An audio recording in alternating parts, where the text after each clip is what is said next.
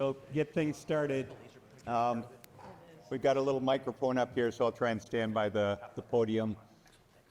We are recording this, and my name's Eric Palmer. I'm the fish chief for Vermont Fish and Wildlife. Been with the state for 30 years. I think most folks already in the room, I'm kind of preaching to the choir here, but wanted to briefly say that the Lake Champlain Fish and Wildlife Management Cooperative is a joint effort between the state of Vermont, state of New York, and U.S. Fish and Wildlife Service for managing the lake, primarily for some of the highly migratory species, things like lake trout, salmon, sea lamprey control, and then we obviously coordinate, collaborate on all species in the lake and other issues. Going to have a number of presentations today to cover the work we do, and then we'll do a Q&A session at the end for any other questions folks might have. I'm not going to talk a lot about Vermont to kick things off, but certainly want folks to know that we're still working on the potential closure of our Salisbury fish hatchery.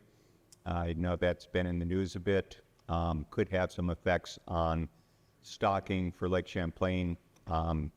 It's our broodstock hatchery, produces the eggs for stocking most of the fish in the state of Vermont.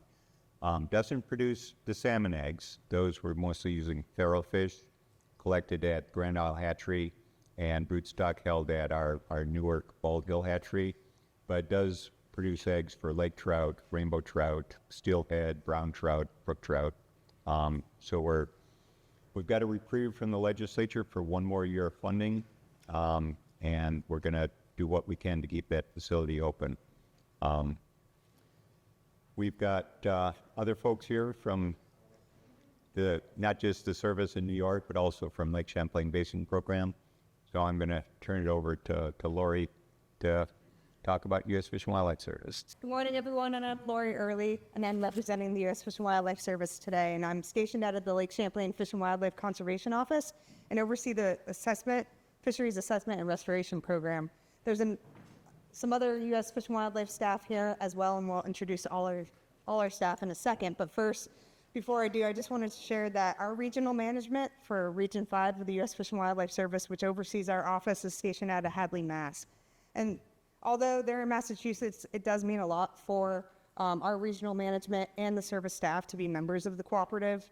It's been a long-standing relationship where all of the agencies and our partners have been not only cooperating but collaborating on conservation and enhancing our fishery in the Lake Champlain Basin.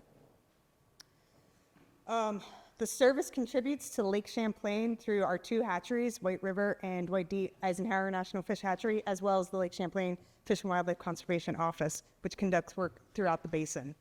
The Lake Champlain office has three programs: sea lamprey control, which you'll hear from Brad Young here in a bit, as well as the Fisheries Assessment Program and our Habitat Program.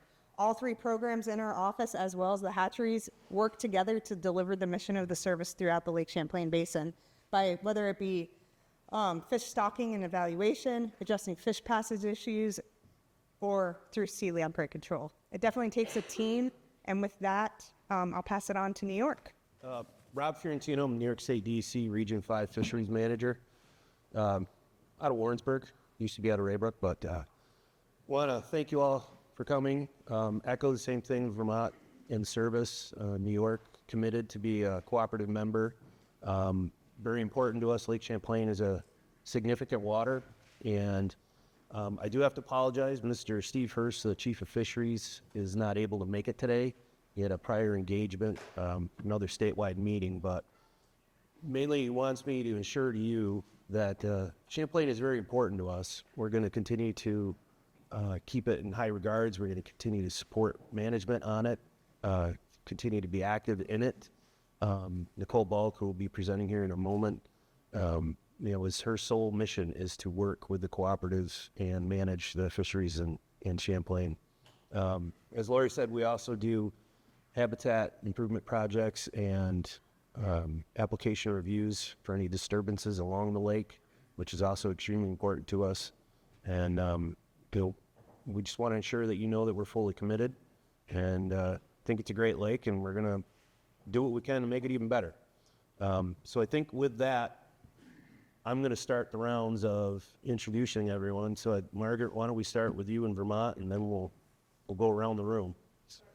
Hello, everybody. Margaret Verby and the Fish Corps and their part of Vermont is a wildlife department. So, and focus on the western part of the state, which was all Lake Champlain. And I'm currently the chair of the Fisheries Technical Committee for the Cooperative. So they started with everybody to function. Great. Laurie Pientka, I'm a fishing biologist out of the S Junction office, Vermont Fish and Wildlife. I do a lot of work on Champlain, lake trout, salmon, walleye, and some perch work as well. Lake Creel and Champlain Basin Program. I focus on invasive species and sorry, I almost over good show. Then that's done. So I worked with our federal, state, and local recognition fee jurisdictions of Vermont, New York, and Quebec on invasive species and Hi, I'm Brad Young with the U.S. Fish and Wildlife Service in the Office Europe Early to Vermont. I manage the Sea Life Control Program. I did this program, we do STD control, but we can't do without the help of Vermont and New York as well. Every fall, we list pretty much in useful year stock material, help out with sea deck control as a lake wide, base wide, larger. I get to these some call. It's about on the Lake Champlain biologist or let's say Tennessee. Speaking of the top lawyers, is there no Let's be funny about that.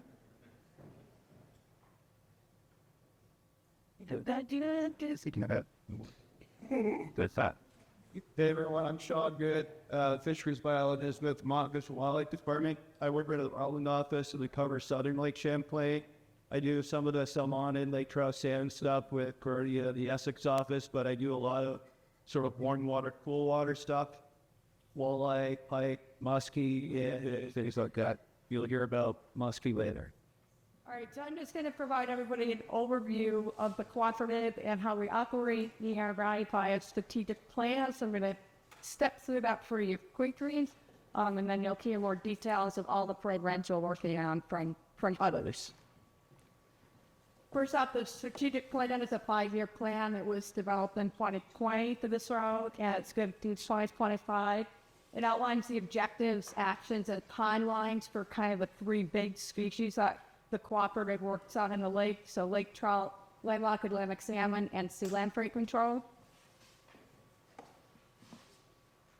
The goal for Atlantic salmon monitoring is to maintain a healthy Atlantic salmon population in Lake Champlain and its tributaries, with the objectives of restoring a natural population and to maintain that lake and riverine fishery. But 2 objectives there. We can see similar here for lake trout. The goal also to maintain an abundant lake trout population that supports a recreational fishery, and objectives restoring that natural reproduction as well as maintaining a lake population. And then third, sea lamprey, with the goal of suppressing sea lamprey populations to allow restoration of native salmonids, sturgeon, and other species of concern.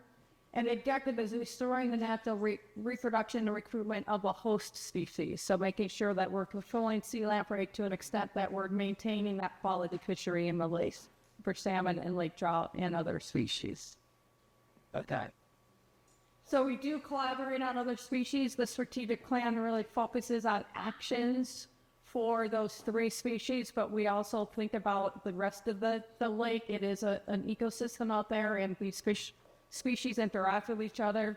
So we do try to cooperate on those. Sometimes each agency may take the lead on certain things. We're doing a lot of the lake sturgeon work in Vermont.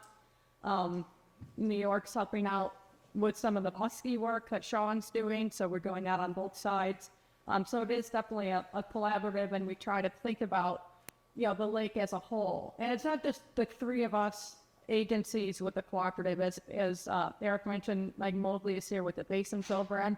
We have researchers from UVN and from SUNY Plattsburgh that assist with a lot of the work we do out on the lake. So it really is, it's a great group of people. It's a good synergy, and we're working to create that fishery for all of you and to conserve these ecosystems for the future as well. So that strategic plan is through 2025. We are working on a revision to that. We have a small group formed, so we'll be working on that revision, setting recommendations to our management committee, and then hopefully by next April, we'll have a new plan to be approved by the policy committee, and then that will be enacted for the next 5 years. Again, trying to think strategically, what can we actually accomplish in the next 5 years? What are kind of the big issues that we want to address? And how do we lay out that timeline and assign people to be working? So we appreciate any input from all of you. Again, you're our eyes and ears out there. We're out there looking at the whole. We're doing specific things. All of you have your favorite places to go. You're our eyes and ears. You're out there more than we are in specific areas. So we appreciate any feedback from you, any concerns. Definitely contact any one of us. And we hope to make this really a fully collaborative effort to keep Lake Champlain Fisheries as they are and improve them for the future. As I mentioned earlier, I'm Bernie Pientka. I work with Vermont Fish and Wildlife. I've been with the department about 20 years now. I did my master's at UVM doing Atlantic salmon work in the inland sea, and then spent some time on Lake Michigan looking at everything from yellow perch recruitment to the barrier on the sanitary ship canal, and the artificial reef that was built off of Chicago for bass habitat. So what I'm going to talk about today is a lake trout update. We do a lot of work on lake trout. But to kind of get everyone on the same page, I want to kind of go over the background. Lake trout the populations were depleted in the 1800s. By early 1900s, they were extirpated from Lake Champlain. In 1958, we started an annual stocking program, and that program pretty much continued. From 1960 to about 2010, that program was going continuously. We were seeing no wild recruitment. The entire fishery was supported by our annual stocking. But we did observe lake trout would spawn, and we did observe that if we took the eggs from these spawn fish into the hatchery system, into a lab, we could grow them out. The eggs were viable. They just weren't recruiting. We weren't seeing them kind of survive into support the population. 2011 and through 2019, UVM was doing a bunch of their work on the lake, getting it to some new bottom trawling that they'd been doing, and they started to get these fish that were wild. And when I say wild, it's unclipped. All the lake trout we stock have a fin clip. We do a 5-year rotation, but they were catching fish that were unclipped, suggesting in the beginning, okay, it was a few fish, and then it just kept going, and we kept going, and we're seeing more and more each year. So with that information, we kind of said, okay, we need to do a little bit more assessment. In 2020, we started our summer gill netting. For those of you that were around on the lake during the 90s, we were doing a summer gill netting for lake trout as part of the sea lamprey experimental period. So we were looking at that. So we restarted that up. And then in 2022, the results of the gill netting, our fall assessment, UVM's work, that wild production was getting more and more noticeable. So we did a lake trout stocking reduction. We went from 82,000 down to 57,000. And then continuing that sampling as we went on in 2023, we ended up getting enough data to say, okay, that wild production is even higher than we thought. We need to do another stocking reduction. So in 2023, so the lake trout that went out in the fall and in the spring of this year, we already did a stocking reduction because of that wild production being so high. So we went down to 41,000. So our annual assessments covers a bunch of different areas. We're looking at getting information about catch rates. We're looking at getting information about length and age distribution. We're also looking at getting our wild production, evaluating what the production is doing. That information kind of ties back in some of the indicators that we use to help guide some of our management decisions, as well as looking at data changes over time. If we see a trend going on through there and we need to make a change, that's where it comes in. So the assessment gears, our summer gill netting, our juvenile trawl surveys, which is being mostly been done by UVM, and then we have our fall spawning surveys, which is a combination of trap netting in Hatchery Cove on Grand Isle, as well as some nearshore electrofishing by the U.S. Fish and Wildlife Service in So if we dive into the data and kind of look, the graph on the upper right represents the catch rate in our gill nets. And so the first bar there, that pinkish magenta one, actually represents the catch rates from the 90s, 90 to 96. And then we came in and said, okay, we picked sites that had high lake trout catch rates because we were really concerned about this wild production. So in this case, these sites in through here, over time, each of these representing a year and the 3 areas of the main lake. Basically, the northern area is kind of like Grand Isle Ferry down to maybe Apple Tree, just a little north of Colchester Reef, a little south of Colchester Reef, and then the central area being off of Burlington, and then the south area being down by Converse, Essex, Charlotte Ferry. And we're seeing those kind of trends over time, pretty stable. We have a lot of variability on those nets, but overall it's not that different. We see an increase, but again, we selected sites that had high catch rates for our new survey. Our length distribution here, this representing length classes, and basically it's the percent of the catch of each size, 1-inch increments. So we can see the gill netting does actually catch us some smaller lake trout, but we're seeing fish all the way up close to 33 inches and with a peak in the mid-20s. On this graph here, the red bars represent unclipped fish. So what we're seeing here is those unclipped fish are now in the entire population. They move through, we see them kind of showing up in all size classes. And if we kind of look at our age distribution, and we're kind of a year behind on our age distribution because we work in the winter to get these structures. And we're looking at maxillaries, the jawbone.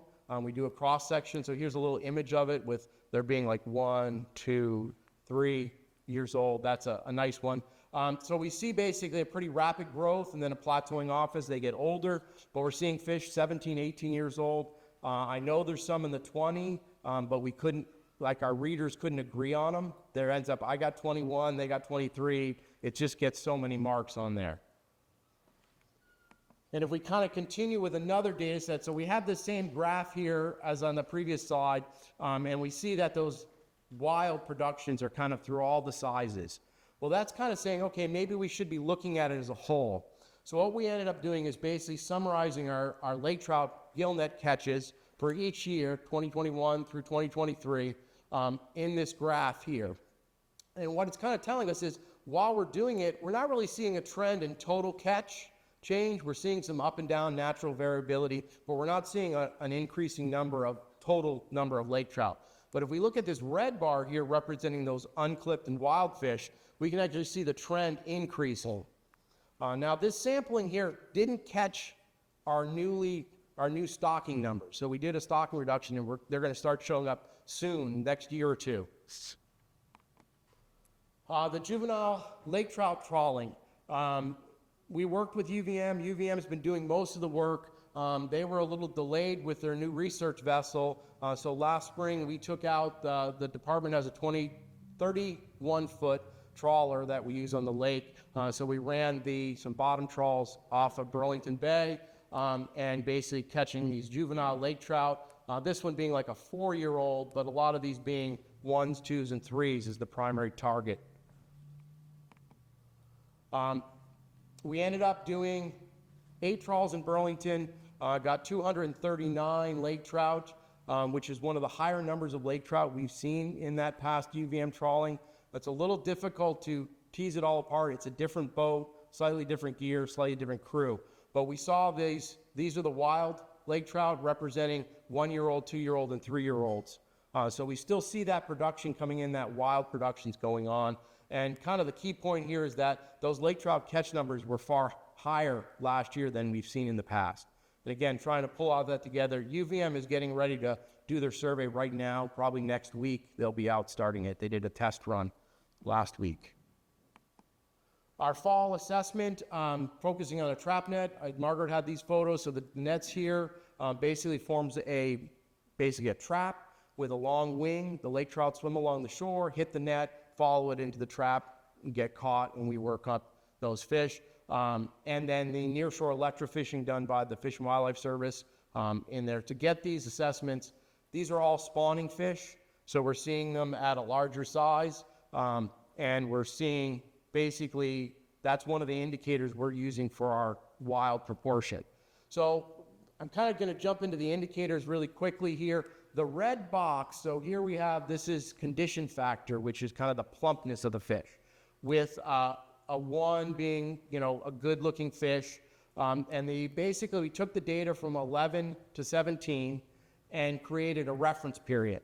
So with that data, we ended up drawing in these lines saying, okay, our typical natural variability, this condition factor for lake trout should fall between these two lines, and go through that. And we're using those values to basically generate a scorecard to kind of say, how are the conditions going forward? How are they doing?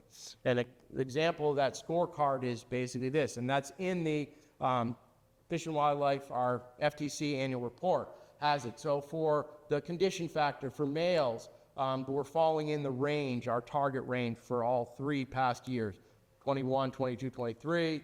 Lamprey wounding, we're out of the range. I'm going to let Brad talk about that more. And then the wild proportion unclipped, while we're outside our range, it's actually a good thing. We're kind of seeing more wild production than we normally would have in the past. And then these are some weights from the LCI Derby. We're a little lower in some of those weights and condition factor for the Derby results. And this kind of goes back, this is one of those indicators on our wild proportion. And kind of give you that picture. We had basically a condition, fish less than 26 inches, and those fish representing fin clips for 3 and 4 year olds.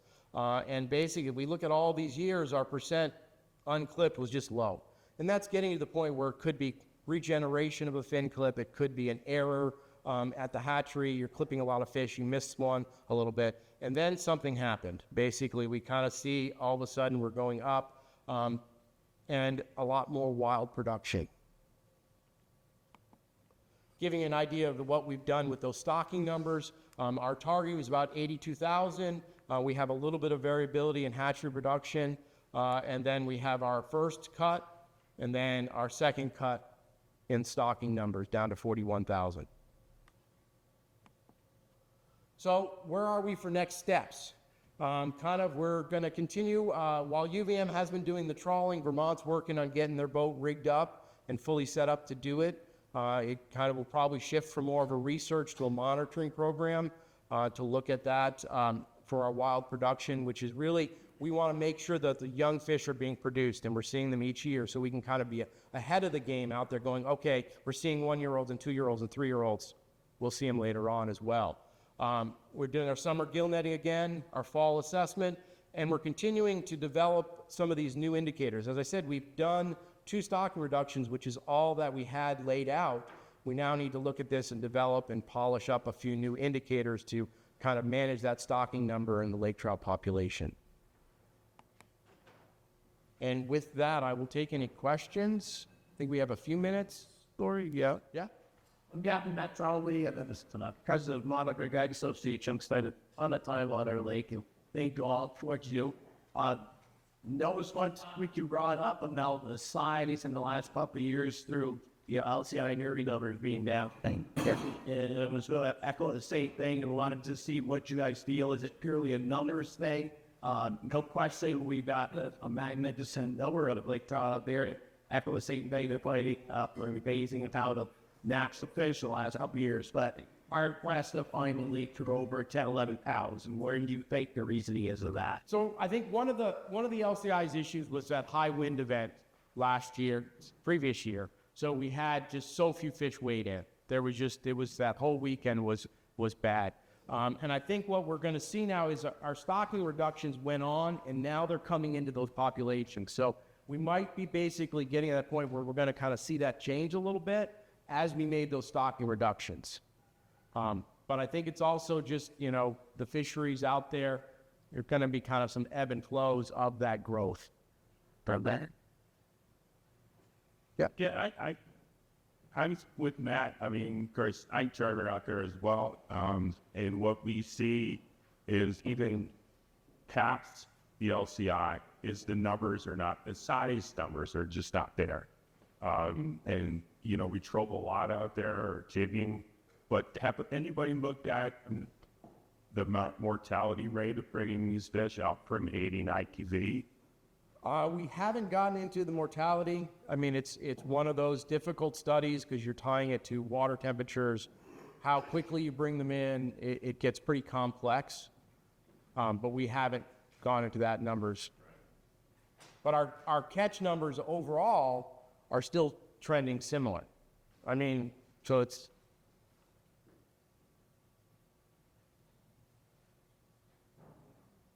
Four minutes? 3 minutes? Okay. Keep grilling me. What next one? Go on and eat. What do they eat? So we've been doing, when we do our summer gill nettings, we look at diets of everything, alewives and smelts, but we've seen everything from yellow perch to lake whitefish, sculpin, a bunch of different fish in their diets. Lake trout are pretty diverse in their diet selection. They'll feed on anything, not afraid of eating something dead on the bottom. We did see, I want to say probably 4 or 5 fish with Senkos in the stomachs. I think our record was 5 Senkos in one lake trout stomach. Does it smell like a big part? The smelt it's probably more alewife right now than the smelt. Because Probably, so what we saw in different areas of the lake, we're not doing a smelt survey, forage fish survey right now, but we did see in the bottom trawling that while we did 8 trawls, we got almost 9,000 alewives. We only got like 1,500 smelt.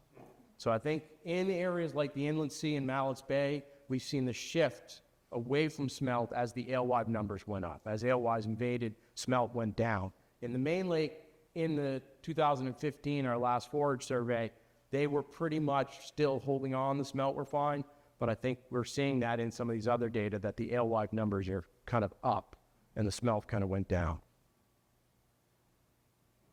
Also, I'm not going to look part of the program with the discussion about the forage profile. Where do you guys feel that is right now? To balance, or are we looking at a decline?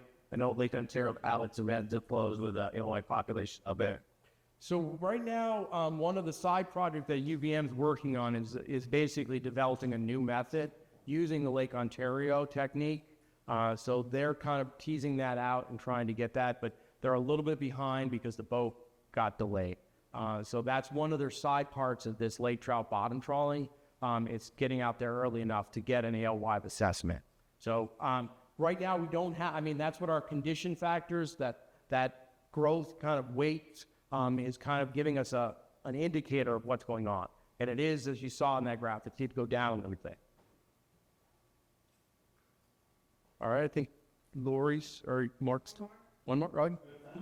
Yes. You've been able to get on contaminants of tissue a bit. Lake trout were part of some of the mercury studies that the Basin program did a few years ago.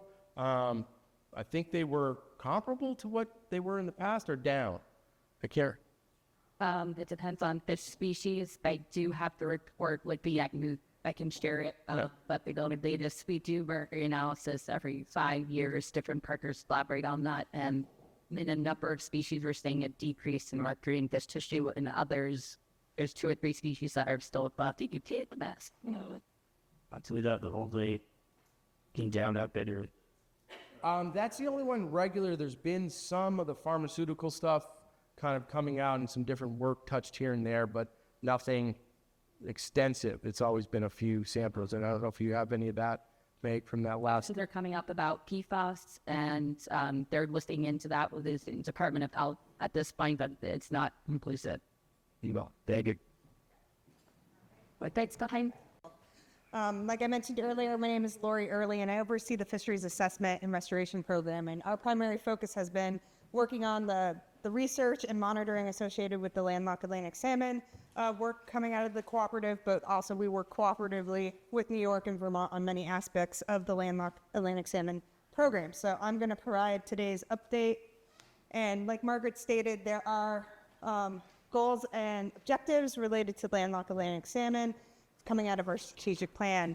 The big thing here is we want to restore natural reproduction, but also maintain a lake and tributary fishery. So through our management actions such as monitoring and assessment, planning, propagation, habitat restoration, applied research, and sea lamprey control, we are working to achieve this objective. And our goal, again, is to maintain a healthy salmon population in the Lake Champlain Basin. So real quick, I'm going to really today not really dive into the background of the program. Certainly if you have questions about how we got to where we are right now, I can answer that, but I'm going to really focus on what came out of this last year of work. And so in 2023, we stocked 347,000 fish into the Lake Champlain Basin. That contribution to the lake is split between Vermont. Their Ed Weed Fish Culture Station provides half of those fish, and they stock the Lamoille and Muskellunge, They will see, and then some, and then mainly batteries, and one of the New York station. Sable River. And then the Fish and Wildlife Service has been rearing fish, and we have a brood stock, an experimental brood stock, housed at White River National Fish Hatchery, which then we raise fish at our Dwight D. Eisenhower. Some of the fish are reared all the way to smolt. We also transfer a portion of our eggs to the Adirondack National Fish Hatchery here in New York, and those fish are then reared as fry that are later released there. So we're all working together to stock the lake, but it's good to see that we're able to achieve more fish into the lake than we had planned. So our target is 304,000 fish annually. One thing that's happening is Vermont's fish are marked on a rotational marking fin clip program, and so the fish that you'll be seeing coming onto the lake are likely these fish with that come from year class 2021, and the year class 2022, and you can see the fin clip associated with those fish. The one thing with our experimental broodstock, and so we're really looking at the low thiamine tolerant broodstock with the introduction of alewife. Alewife contain an enzyme thymidase, which then breaks down thiamine, vitamin B1, which is essential for reproduction, and so then you see no recruitment because basically fish can't survive past 100 days after fertilization. There are some indirect effects or more, if there are some sublethal effects, I guess, for adults that may consume alewife, that they are able to rear and become adults, but if they consume alewife later in life, there are some issues with passage, and so the service is taking on the effort to really research that topic. And so our fish are genetically marked. So basically at the hatchery, we take fin clips from the broodstock, and we're able to then analyze and get those fin clips genotyped, and then any fish that was progeny of those broodstock, we can trace back through genetics. And so we've been doing a parentage-based tagging program to collect and study multiple of studies looking at different stocking strategies. So our fish, the U.S. Fish and Wildlife fish, are not clipped. So 2020 river returns, which I think a lot of you in this room are likely very interested in hearing about. One thing you'll see, and you probably heard about, was that the Winooski River had the highest number of fish lifted at the fish lift since the 30 years of monitoring there. And like I said, you probably heard about it. There was a lot of stories in the news with 212 fish returning to the Winooski River. Other systems like the Lamoille River also observed a high number and record number of fish returning to the river, and then other tributaries didn't necessarily see that same trend, with Hatchery Brook having about 300 fish returning. Muskellunge has always been in low numbers, but they did see some fish return. And then through the services work with assessing the experimental broodstock, we've been handling and trying to encounter fish in the New York tributaries, and so this is a more recent program, so we don't have a long-term data set here, but as you can see, we observed a large number of fish in the Saranac River as well. So the Balk is not as many as past years, and there's some things that we're going to continue to explore, whether or not we could potentially dig into why the number seemed a little bit lower this year. So one other thing of interest is the number of Lake Age 0 fish that return to the Winooski River. Typically, there's about 4% of the run come back as Lake Age 0. So basically, those are fish that are released in the spring and then return to the river in the fall. This year, there was about 23% of the fish that returned. And so what does that mean? One thing is that means that the smolts that were stocked in 2023 had good survival over summer. We also saw this similar trend in the Lamoille River, and we also did see a fair number of Lake H0 fish returning to the tributaries in New York. So one thought is there's the potential for a larger run in 2024. If you use Pacific salmon methodologies, they look at the grills count, which is basically precocious males that return to their streams or escape to their streams. And if there's a high number of jacks, they use that as a predictor for the number of fish returning the following year. Something that was interesting is that our last record, if I go back to the graph, was 2011 with 185 fish returning to the Winooski River, and that year before in 2010, there was a large number of Lake H0s. So that potentially could be a predictor for what's going on here in Lake Champlain, but we will have to see the number of fish that return next year. But definitely something interesting that we wanted to share. And then one other fun and new exciting project that's going on is that we have a lake survival study that the service has contracted with the USGS Cooperative Research Unit out of UVM. And so they will be looking at lake survival basically after release. So those fish that are released in the spring, how well do they survive in the lake over summer?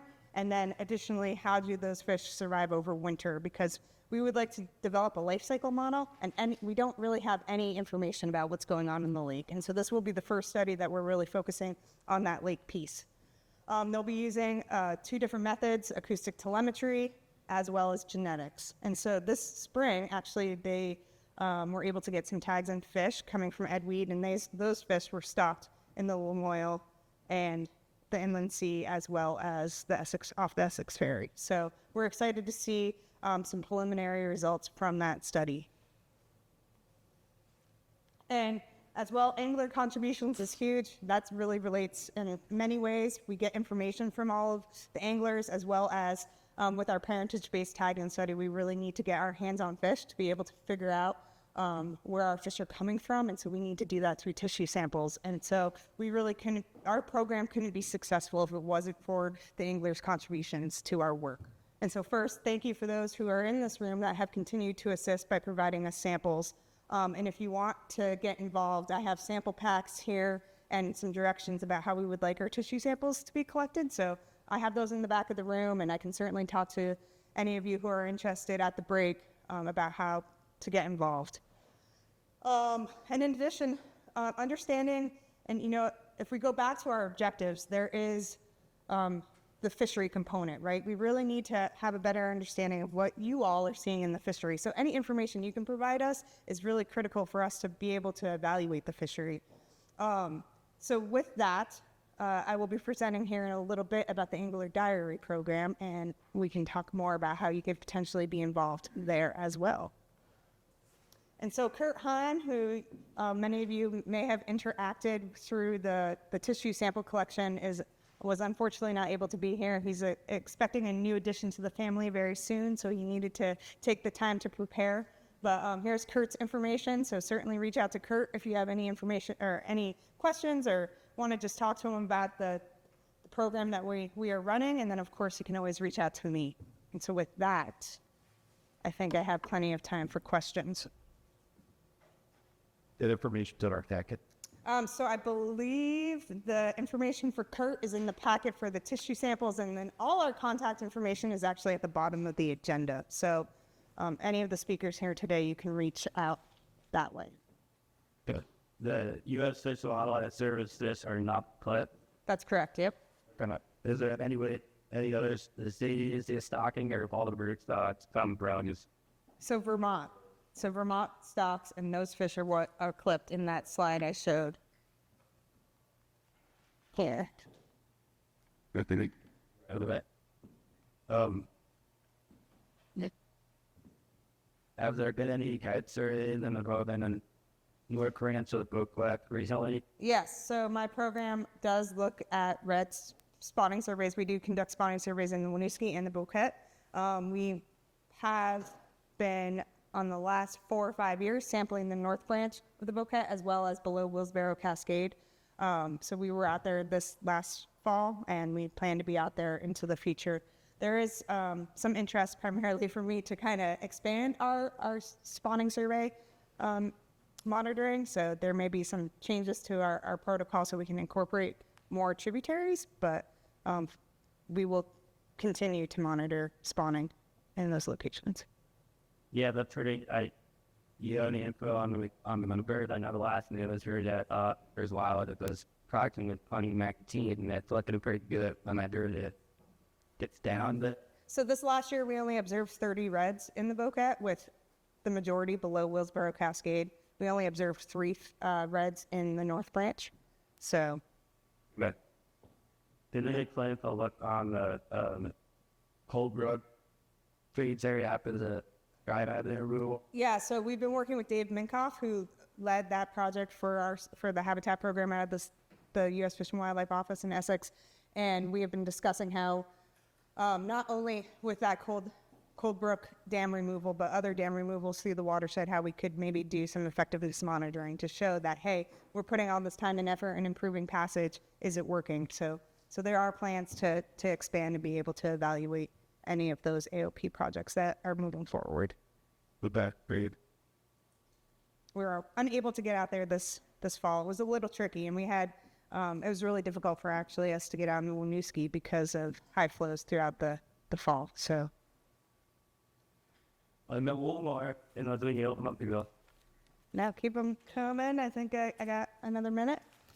So this is kind of a little question. I'm trying to pick on you, but people ask me this all the time, and I don't know how to respond. So, but there's only 36 fish are trained to this request, but it seems like that's a really low number. And so, well, I like people to think that it's something ridiculous. Seems like it could have a big impact on the fishery population that's on.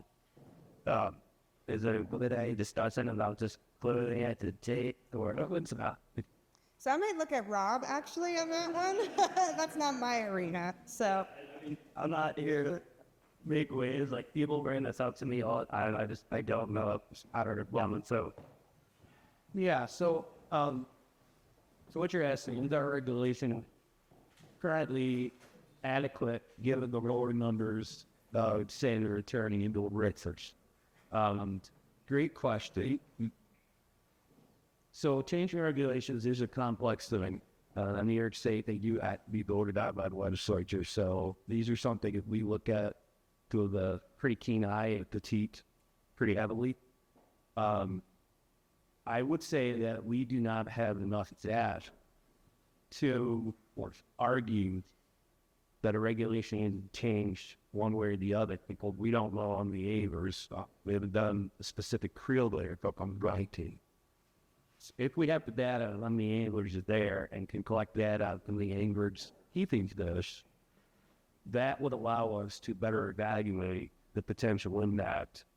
Given that there is a high variability of how many fish do return, I suspect Laurie and Kurt would answer this better that there are a lot more fish there. Given the flows in the booklet below at Cascades below the Port of Dale can really significantly impact how those fish respond. Well, they're not going to tear on, try to go somewhere else because they can't get up to Cascades. I suspect that numbers, I think, yeah, really the equivalent to what the actual number of fish is even at the river system below there. right. So, And I guess I should have caveated our data is that we don't necessarily have an efficiency estimate for how well our trap, our trap is working or our hoop net. And so we can't really develop an escapement estimate for the tributary. That's just the number of fish we handle. Yeah. We can definitely see somewhat of a trend maybe, but that doesn't necessarily mean that that's the number of fish that actually returned. And so there's other monitoring methodologies that could be used to generate a more accurate assessment.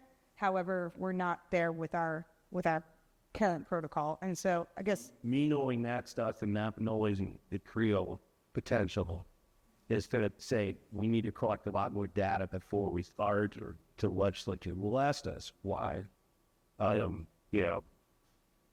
It's on our radar. We're going to be doing Creel. It's something we are concerned. We want to make sure this is a restoration effort of a native station we want to make sure our regulations are cooking up. Don't think we're ready to jump yet. To that, I would probably rather than be starting to find riches and habitat and creating, whether or not that's really how soon we're but kind of but I do you get those permits. They're definitely like request and make the public feel fine. Like if this the leading up river so low, like down in like emergency watch, just shut it down out of the other spot. Yeah, and the other thing when we do angler surveys, New York will be geared up to do another one again. Start late next year after. One of the questions we always asked is, are you keeping fish? And there's staff on you trying towards catching early. It's more so people keeping. So there's a lot of stuff at play here, but we're aware and tuned in. We'll be evaluating.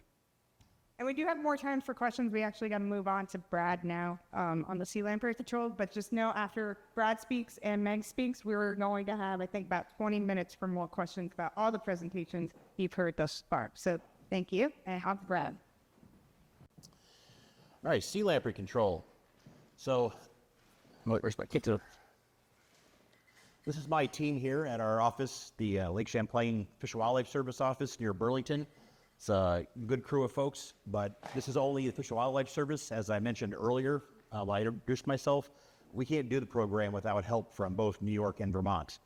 We do things in the the spring and the summer. We do our trapping program in the spring, and we do our assessment in the summer. When it comes time to fall, when we do the application of chemical lampricides to the rivers, which folks are most familiar with, that's kind of our calling card for how we're most frequently known. We have to have help from Vermont and New York. We just don't have enough people at our office to do that. And it's a great combination of people. We all work well together. We've been doing it, some of us, for 20 plus years now. It's really a great cooperative, I mean, as the name says, for who we are and how everything works together smoothly and is organized and functions. We're going to start right off with how are we doing? This is the graph that I update annually. The numbers on here are collected by a combination of electrofishing surveys in different parts of the lake and also trap netting up mostly near Grand Isle in Vermont. And all those data are combined to give a whole lake-wide estimate of wounding rate. Wounding rate is the number of lamprey wounds per 100 host fish species. So it's an index, and people are getting tired of hearing me say this, but it's an index, meaning that it's not a direct measure of the lamprey population. I use the wind chill factor as a analogy. This isn't how many lamprey there are in the lake. This is how many lamprey it feels like there are in the lake. So it may feel like the fish are loaded with lamprey. However, it doesn't necessarily mean the lamprey are going up or going down, because the number of hosts also affects the number of lamprey when you're looking at wounding rate as the measure. But you can see here that for Atlantic salmon, we've actually been doing really well. Things were terrible back in 2006, 2008, and it's come way down, and it's stayed down, and it's even been at record lows the last 3 years. You'll remember that Bernie talked about the lake trout. We had one where it went down, and one went back up here for lake trout. We've only been below our target for lake trout once, but we've been below for Atlantic salmon the last 3 years. Now, this graph is interesting in that it shows some general long-term time trends and that things have definitely gotten better. It also shows that salmon seem to be fairly consistent. We've got a pretty predictable pattern, and it seems to be a more believable, at least if not believable, a more explainable measure. Lake trout, we don't know what's going on. This can't necessarily all be true. I mean, it is data, so it is what it is. However, when I say it is true. However, it's not reflective of probably what the population is actually doing in the lake. There's a lot of other variables in play that cause this variation. And I'll talk a little bit about that as we move forward here. The other thing that's important is that not only are the trends different between salmon and lake trout, they're inconsistent. They both can't be true at the same time. So something is going on different. Well, I say they can't be true. I stop saying true. They are true. They can't both be reflecting the lamprey population at the same time. So what we've discovered is that we need to find a better measure of the lamprey population. We can't rely simply on the number of wounds on host species fish because of this variation. Lamprey population can't both be highly variable going up and down and also be consistently low at the same time. there's something else going on here. And for that reason, we've been working with our Great Lakes partners, developing what's called a adult abundance estimate. And we're looking at measuring spawner population estimates during our trapping season to give us a direct measure of lamprey population, which will hopefully show us a trend. If we're lucky, it'll look like the salmon trend, not so much like the lake trout trend. But if it does look like the lake trout trend, that tells us something too that we need to be aware of and understand. Since we're here in Waylandsburg, I wanted to mention a little bit about the bouquet. We've got some developments recently in the bouquet that are important to mention. So many of you may have heard in the past, I've talked about the fact that we have found spawning sea lamprey above the former dam location. You can see here that some of Laurie's team actually in previous years had located some lamprey spawning. They just were doing some salmon work and said, hey, what are these long sneaky looking things in the river? They shouldn't be up here. And I said, oh gosh, that's all we need is lamprey above the former dam. But they're there. Not only are they there, we think they're unfortunately probably increasing. And the way we know this is in 2022, we did a lampricide treatment on the bouquet. The treatment itself was terrific on paper. I mean, it looks like it's supposed to. We measure the chemical up and down the river. We have an incredibly technically advanced lab that measures concentration, pH. Actually, Nicole was there with me. She was in the lab measuring all this stuff. She knows it's true. Everything went perfectly smooth. And on top of that, when we got done, the next day, our post-treatment mortality crew went in and checked for any kind of signs of mortality with non-target species, and they found very little of that, but they found thousands of dead larval lamprey. So we know we killed lamprey below the falls where we started applying. The problem, though, is that after we found all those thousands of dead larval lamprey, that we found more the following year when we did a survey. That's not supposed to happen, and it doesn't make any sense. There's no way that lamprey, it's impossible that you had 3-year-old larval lamprey in the area you treated the previous year. They couldn't have grown 3 years in 6 months. So where did they come from? The only logical explanation is what they call larval drift. It means they were born somewhere up in here where these lamprey are spawning, and they drifted on down and receded the area down here. Now, the habitat up here tends to be more rocky in a lot of areas. It's a good spawning habitat. Down below here, it's very sandy, which is what the larval lamprey really appreciate and need for rearing. So sometimes a lot of these larval lamprey will drift down. Insects do this too. And you'll find them in the preferential habitat, which in this case is below the falls. So we believe, although I can't prove it, it's the most logical explanation that we've got a fair amount of reproduction going on above the falls. To address this, I've already kind of broken the ice with Rob, and we haven't done anything direct yet, but we're talking about how we're going to approach and strategize and hopefully get an emergency treatment schedule for this fall. I'm not going to promise that. I can't predict other things that may happen administratively, but we're going to do what we can. And I just heard from Steve Hurst back 2 days ago and said New York DC is completely behind us on this, and they'll do whatever they can to help to get things permitted so that we can do an emergency treatment in the fall of 24. Other things that we do in the lake is trapping. This isn't as high profile as putting chemical in the water. That certainly is what gets people's attention more, but this is as important, if not more sometimes. A lot of tributaries in the basin, we have seasonal barriers on. You can see here some examples. This is the La Platte River in Shelburne, Vermont. We built a concrete barrier there. It looks like fancy stone, but that's just a print or a stamp in the concrete. It makes it look fancy. People in Shelburne like fancy things. So we had to make it look nice there. So we've got a nice low-head barrier. The lamprey can't get up and over that anymore. We've also got an engineered trap in several rivers in Vermont and one in New York. And we have an experimental floating weir. We kind of borrow the concept from the West Coast where they use things like this for salmon. And there are floats underneath of this that raise and lower as the water level goes up and down. This river used to have a chicken wire fence with some plastic screen on it, and every time the water rose up a foot, the thing would get blown out and destroyed, and it would take us half a day to replace it. We finally got smart and said, we got to stop doing that. There's got to be a better way. So this thing actually works with Mother Nature rather than against her, and we use the flow to raise it up and down. The water goes from left to right, as the screen shows here. This trailing edge is above the water line. The lamprey are coming from downstream to upstream. They hit this, they can't get upstream, and then we have some traps on the side that they get caught and collected in. We've got these things in New York. We've got them in the Great Chazy, way up north. We've got it in Mullen Brook, just south of here. Beaver Brook, south of here.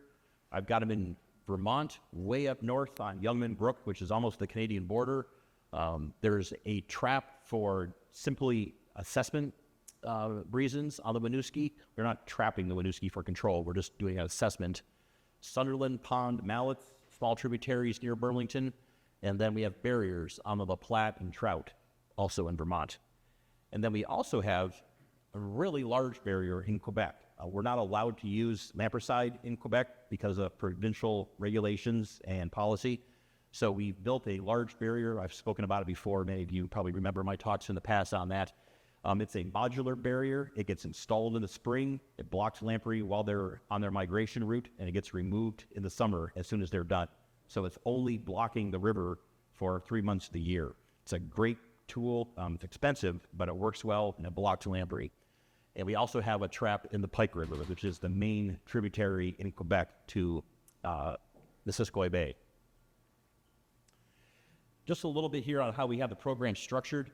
These are all the tributaries in Lake Champlain that have lamprey documented to be in them. You don't need to read all this. It's just more of a overall picture snapshot. You can see the way we break the basin up so that it's manageable is that we work on this New York North quadrant, we call it, or actually it's not a quadrant, it's a triad, that's right, they're in thirds. This third, and our next treatments there are scheduled in 26 and 30. We last treated this area in 2022. Just last year, we treated 2023, this area down here, the south part of the lake. You can see that's south of the Boquet and everything in Vermont, which is only Lewis and Pulteney. And then this fall, we're treating the northern Vermont triad. So I mentioned the northern Vermont one.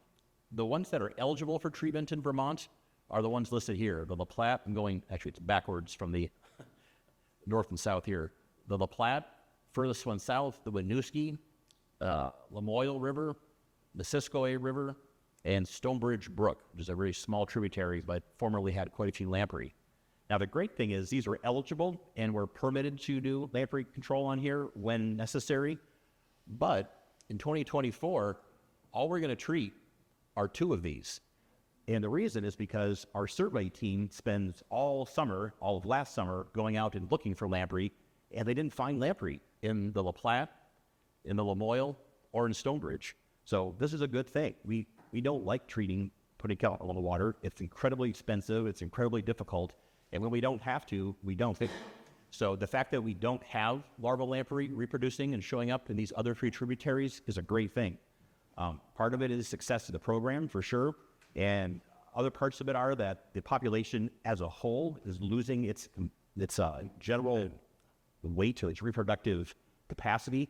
So they tend to go to the most desirable tributaries first. Then once those seem to be full, whatever a lamprey determines is full, they start going into the more marginal ones after that. Well, as things get better, the population goes down, the first things they come away from are the more marginal ones, which in this case are the 3 you see there. And then finally, I wanted to say, I hear you. I've been getting reports this spring of, oh my gosh, it's worse than ever. I've seen more lamprey than I've ever seen before. It's just terrible out there. I hate hearing that, but I want to hear it. I need to hear it. I've got lots of calls and texts and emails. Here's an example of somebody who texted me. You can see just a couple weeks ago, seeing a lot of lamprey on salmon, Split Rock, and need a little spelling help here, Waylands Bay, and Cannons Point, really bad. So this is just an example of some of the information that I get. The reasons why, everybody says, why are we seeing this? Is it out of control? Did you guys stop treating? Or do you stop control? Or is there a problem? The answer is, I wish I could tell you the exact answer. What I can tell you are possibilities and things that we're aware of and that we're working on. And of those are timing. One thing is, people are calling me in February and saying, I'm seeing all these lamprey on the fish. They're all over. Typically, I don't get a lot of calls in February. I don't know if we want to call it climate change or we want to call it extremely motivated anglers. The people out fishing in February. Well, February tends to be the time when the larval lamprey that metamorphose and get their teeth in their eyes leave the rivers and head out to the lake. So we get a surge of the fresh parasitic lamprey, not the larvae that live in the stream, but the ones that head to the lake, showing up in January and February in the lake. That's their natural life cycle. So what happens are, when the anglers are out trolling in the shallow waters, all those lamprey are coming out and they're hitting those fish that are in the shallow waters early in the spring like that. It's a good time for fishing as far as finding the fish, a little more concentrated. However, it's the same thing for lamprey. They're more concentrated for lamprey too. So we get a match of more lamprey on the host fish that are available there. I also find that region of the lake matters. I talked to the guys up in Cumberland Head and they say, great, there's hardly any lamprey at all up here. I'm seeing wonderful things. And way to go. Good job. I don't see many lamprey at all. And I talked to the folks down by Little Furrow, Wayland's Bay. What's going on? There's lamprey everywhere. Again, it's hard to tell you what's going on. A lot of it is just a matter of lamprey preference for habitats, also where the fish are. Cumberland Head's a very different part of the lake than down here by Wayland's Bay. This is the deep main lake part of the lake. This is where the majority of the salmonids concentrate in the wintertime and the lamprey come out of. So you tend to get a concentration of host species and lamprey meeting each other at the same time, which gives you perhaps an artificial inflation of how things actually are behaving in the lake. I don't know that, but that seems to be the most logical explanation given the other things that we're seeing. Also, the species themselves are different. I've been hearing more on salmon, but lake trout are maybe about the same. Maybe you guys have different results than that. Just because of the behavior of the salmonids, they do different things. Salmon tend to use different habitat different times of the year, as do lake trout. So as they encounter lamprey at different times of the year where lamprey are more concentrated, you get a picture of more lamprey on a particular species for that reason. What we do, though, is our wounding rate assessment happens in November. By that time, all of this mismatch, and do they go shallow, do they go deep, are the lamprey coming out, are the lamprey done, has kind of had a chance to even out. And at that point, we're able to tell, okay, this is probably where things really are now that everybody's had a chance to experience their whole seasonal life cycle and where they're going to encounter or not encounter one another. So that's why we do that in the fall. And then I'll leave that up there to people to tell me. I would love angler input, hear what you guys have to say. And one final thing I have to put in is I've been getting a lot of reports of baby lampreys on fish. And people tell me they're finding these little 1 to 2 inch lampreys attached to fish. These are not lampreys. If anybody tells you this or you hear about this, tell folks these aren't lamprey. If you ever see anything attached to a fish that's less than 6 inches, it's not a lamprey.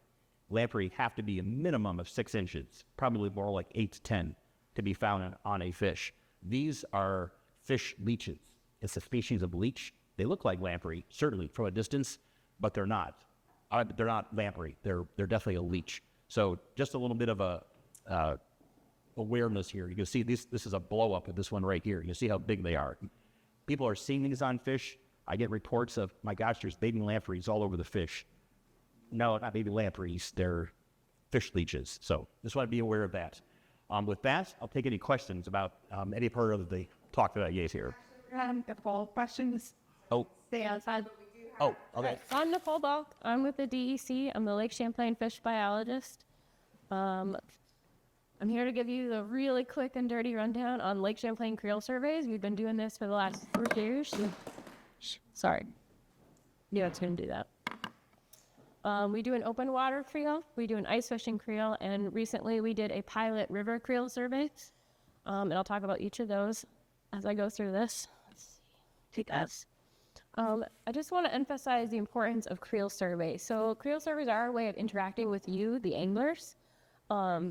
You're out there on the lake, the rivers, you're out there more often than we are. You see things more often than we do, probably sooner than we will, like invasive species and stuff. So if you see that, you can let us know. We really appreciate that kind of feedback. Just give us a phone call, an email. Works great. So we use creel data to look at trends in the fishery over time.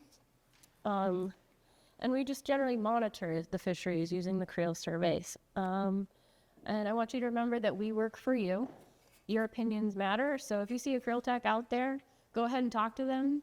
Tell them about your fishing experience. Ask them your questions. If it's something they don't know the answer to, they're going to put you in touch with me. They all have my business cards, and we all have business cards in the back of the room at that table when you walked in. So feel free to grab that. It's got our phone number, email, reach out. Love to hear from you. And before I get into the specifics of the survey, I just want to cover, these are lake zones that I'm going to be talking about. Holding the wrong way. So in the north, it runs approximately Rouse's Point down to Plattsburgh. We have a central zone. We survey from Prue Dock to approximately Port Henry, and then the southern zone is Crown Point down to Whitehall or South Bay. And first up is the open water creel survey. So we generally run that from May through October every year, like I said, for 3 years. Last year we had 431 interviews, so if you participated, thank you very much, appreciate it.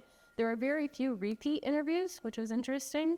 So a lot of people on the lake, a lot of new people every time we go out. And the takeaway from this survey was that many anglers are targeting black bass, which most of you probably already know. And lake trout and salmon are most commonly found in the central zone or the main lake area. So the northern zone is the only lake or zone where you're going to find the yellow perch and northern pike.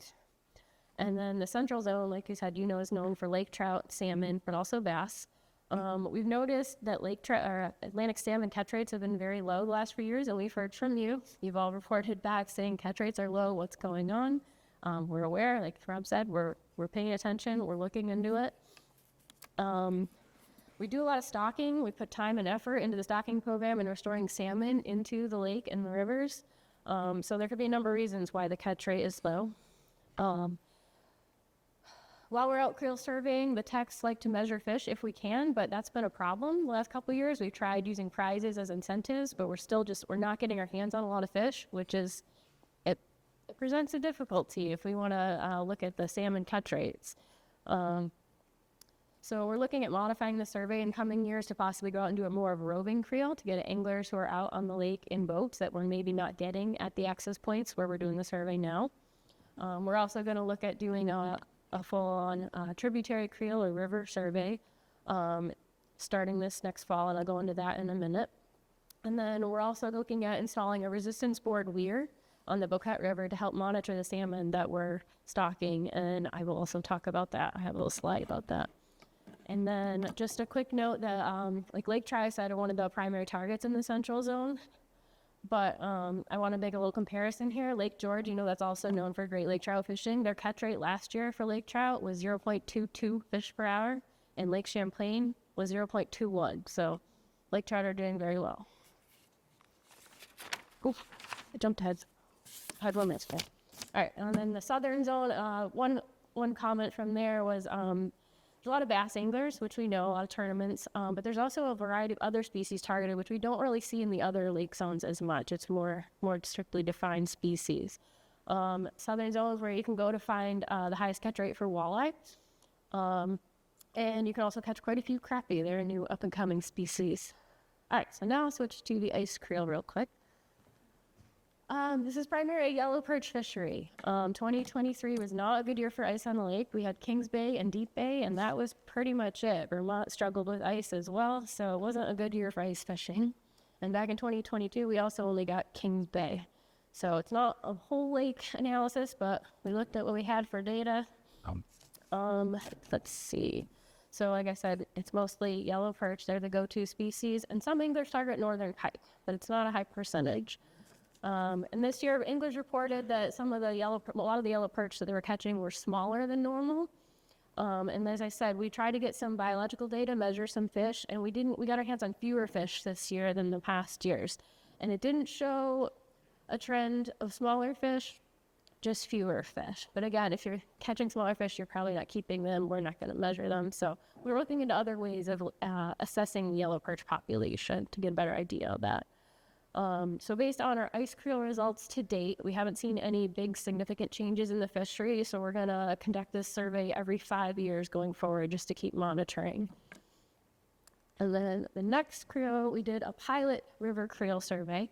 We were on the Saranac and Boquette rivers. We did it in the spring and the fall, trying to figure out where the anglers are at, who's catching what. So we found twice as much fishing effort on the Saranac as the Boquette River. That was interesting. 62% of the anglers on the Saranac were targeting Atlantic salmon, and 92% on the Bouquet were targeting Atlantic salmon. No anglers were targeting brown trout or rainbow trout, but they were caught as bycatch. And then 13% of the anglers that we interviewed were successful in catching an Atlantic salmon. I think that number's kind of low. I'm hoping maybe we can increase that. And then this fall, we're going to start a full-on river creel survey on the Saranac and Bouquet rivers. So if you see one of our creel agents out there, please talk to them, give them their fish information. That's going to help us monitor the salmon fishery and get at the catch rates and evaluate our stocking. Okay, so I mentioned a resistance board weir. This is a weir. The wrong's like Greg. Yes. Okay. So the river's flowing this direction in this image. So the salmon, as they come up the tributary, are going to bump into this kind of almost a barrier, and they're going to kind of bump along, and then they're going to eventually find the opening of a crack here and get stuck in there, and then we'll go collect them, measure them, weigh them, do whatever we need to do, take our genetic sample, and then release them just upstream of the trap. So we have a trap netting program our U.S. Fish and Wildlife has been conducting for the last couple of years in the Bouquet River, the Saranac River, and the Sable River. But on the Bouquet, this would replace that effort and hopefully allow us to get our hands on more salmon, more fish, get some better data, and really help evaluate that fishery.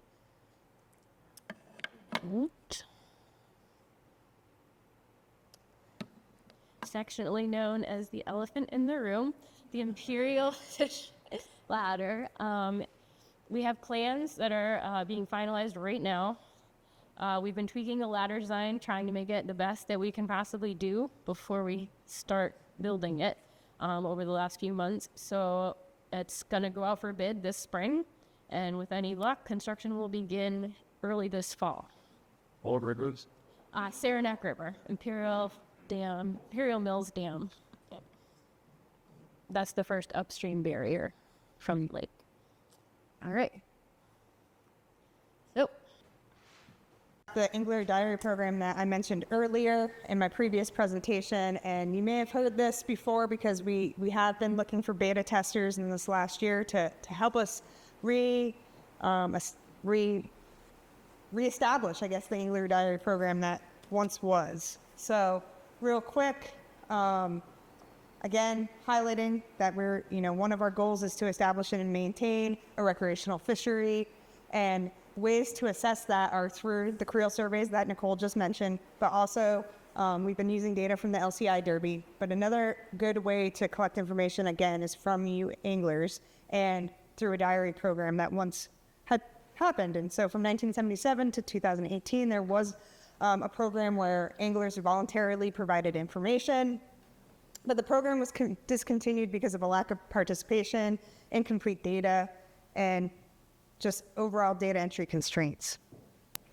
So back in, I think it was 2020-ish, 2021, there was a lot of discussion about how we can get more information from the anglers and how we could potentially restart the program. And there's a lot of good information that we can get through Angler Diary Program. So not only are we able to get a better understanding of stock versus wild contributions or just overall angler satisfaction and effort, but we can also get information about invasive species and also help to deliver information back to the anglers about invasive species. So a survey was conducted, and it was found that the angler community really was interested, and so we formed a subgroup. The cooperative formed a subgroup with a couple of us who are here in the room to figure out how we can proceed with developing a new Angler Diary Program 2.0. And so what we found out through that survey was that we wanted to really try to do a web-based app, right? Everybody has their phones in their pockets. You have a camera in your pocket now too, right? So let's try to see if we can do something web-based. And so like I mentioned, we had some beta testers. Several of you are in the room. And we wanted to develop a program where we could at least meet these objectives and try to get information on catch rates, what stocking strategies appear to be working, and then, again, really have some communication with the angling community and get a better understanding of angler satisfaction. So, you may not have known, but you have come to a release party this morning. So we are here. We have gone through the beta testing stage, and we are ready to open up the Angler Diary program for everybody's use. And so this QR code will get you to the survey, but I will mention one thing. We are using the Survey 123 format, and the best thing to do is to actually download the Survey 123 app and then rescan this QR code. I have a bunch of directions, I shouldn't say a bunch, I have maybe 10 pamphlets with the directions for how to access the app in the back room, so you can grab those. But we also have the information on our Lake Champlain Fish and Wildlife Conservation Office website. So, like I mentioned, we want to download the app first, the Survey 123. The great thing about using this ArcGIS platform is that it is also, it's a GIS software, so it'll be able, on your phone, it will be able to mark your location or at least provide some geographic references. So it's best to download the app first, and then once you are able to get back, once you have the app downloaded and you scan that QR code, you can get into the app without signing in, and that's really key. You don't necessarily need an account, an ISRI account to get in. So you would just hit this continue without signing in, and you can start recording data for us. So we ask that if you do participate in this data collection effort, that you report your trips regardless of catch. So tell us if you go out there and you don't even catch fish. That's really critical information for us as well. Additionally, if you we have split out to different portions of the lake, and there's a map that will show you that. So if you're in one location and you decide to move to a different location, close that first trip and then start a new one if you move to a different location throughout the lake. And then this is also for tributaries too. It's not just focused on the lake. We want to get that tributary information to help inform, management about potential regulation changes, for instance. And we ask that there's just one entry per group. So if there's a couple of you out on a boat, just do one entry for everybody on the boat. And really, this does rely on input from the angling community. And so we plan to have it open for everyone to use. And then at the end of this calendar year, we'll take a look and see how many responses we got, how the quality of the data coming in was, and determine the next steps. But please help us get the word out. And we really hope that this could be a successful program and help to improve management, really, of the fishery. So I'll just leave that there. I know that we are short on time, so I'm going to just pass it over to Meg, and we can take questions here after Meg's presentation. So, Good morning. My name is Meg Bodley. I'm with the Lake Champlain Basin Program. I'm very pleased to be here to talk to you about one of my passionate topics, which are invasive species in Lake Champlain. A lot to cover in 10 minutes. I'm going to keep it high level if we can. As a reminder, the last invasive species that came into Lake Champlain was in 2018, the fishhook water flea, which quickly took over and outcompeted the invasive spiny water flea, which came in 2014. We do keep a record of when non-native and invasive species come into the lake. As we can see, we have a cumulative number running up. We have 51 known non-native and invasive species. I want to point out that the species that are in the dark green are the ones that we've been able to measure causing some kind of harm. So the 51 number is combined of non-native, some of which we chose to put in the lake, but the green ones are the ones that we consider invasive and causing some kind of harm. Spiny water flea, fishhook water flea, anglers have a lot of interaction with these critters on the lake, and when they come off the lake, we have downriggers and we have lines that are fouled. We have a watercraft inspection and decontamination program around Lake Champlain. We have hot water that we might offer to take your line and throw it away, or treat your line or your pole to help prevent the spread of these species to other bodies of water. Now, unfortunately, that spiny and fishhook water flea are in Lake Champlain. There's not a lot we can do to manage them, but we do want to prevent them from moving elsewhere in the lake. The long-term monitoring program on Lake Champlain, which has been running from the early 1990s, does track the density of these species. And what's pretty phenomenal is that the fishhook water flea in particular can get up to densities of 400 per square meter when the water temperatures are just about right. And that's why you get so many of them stuck on downriggers and fishing line. Another big invasive plant that we manage in Lake Champlain is the water chestnut. This is an annual plant. Many of you who are in the South Lake may be familiar with water chestnut. If you fish in the North Lake, maybe less so. We have a very robust program. We're investing over $500,000 annually in managing water chestnut.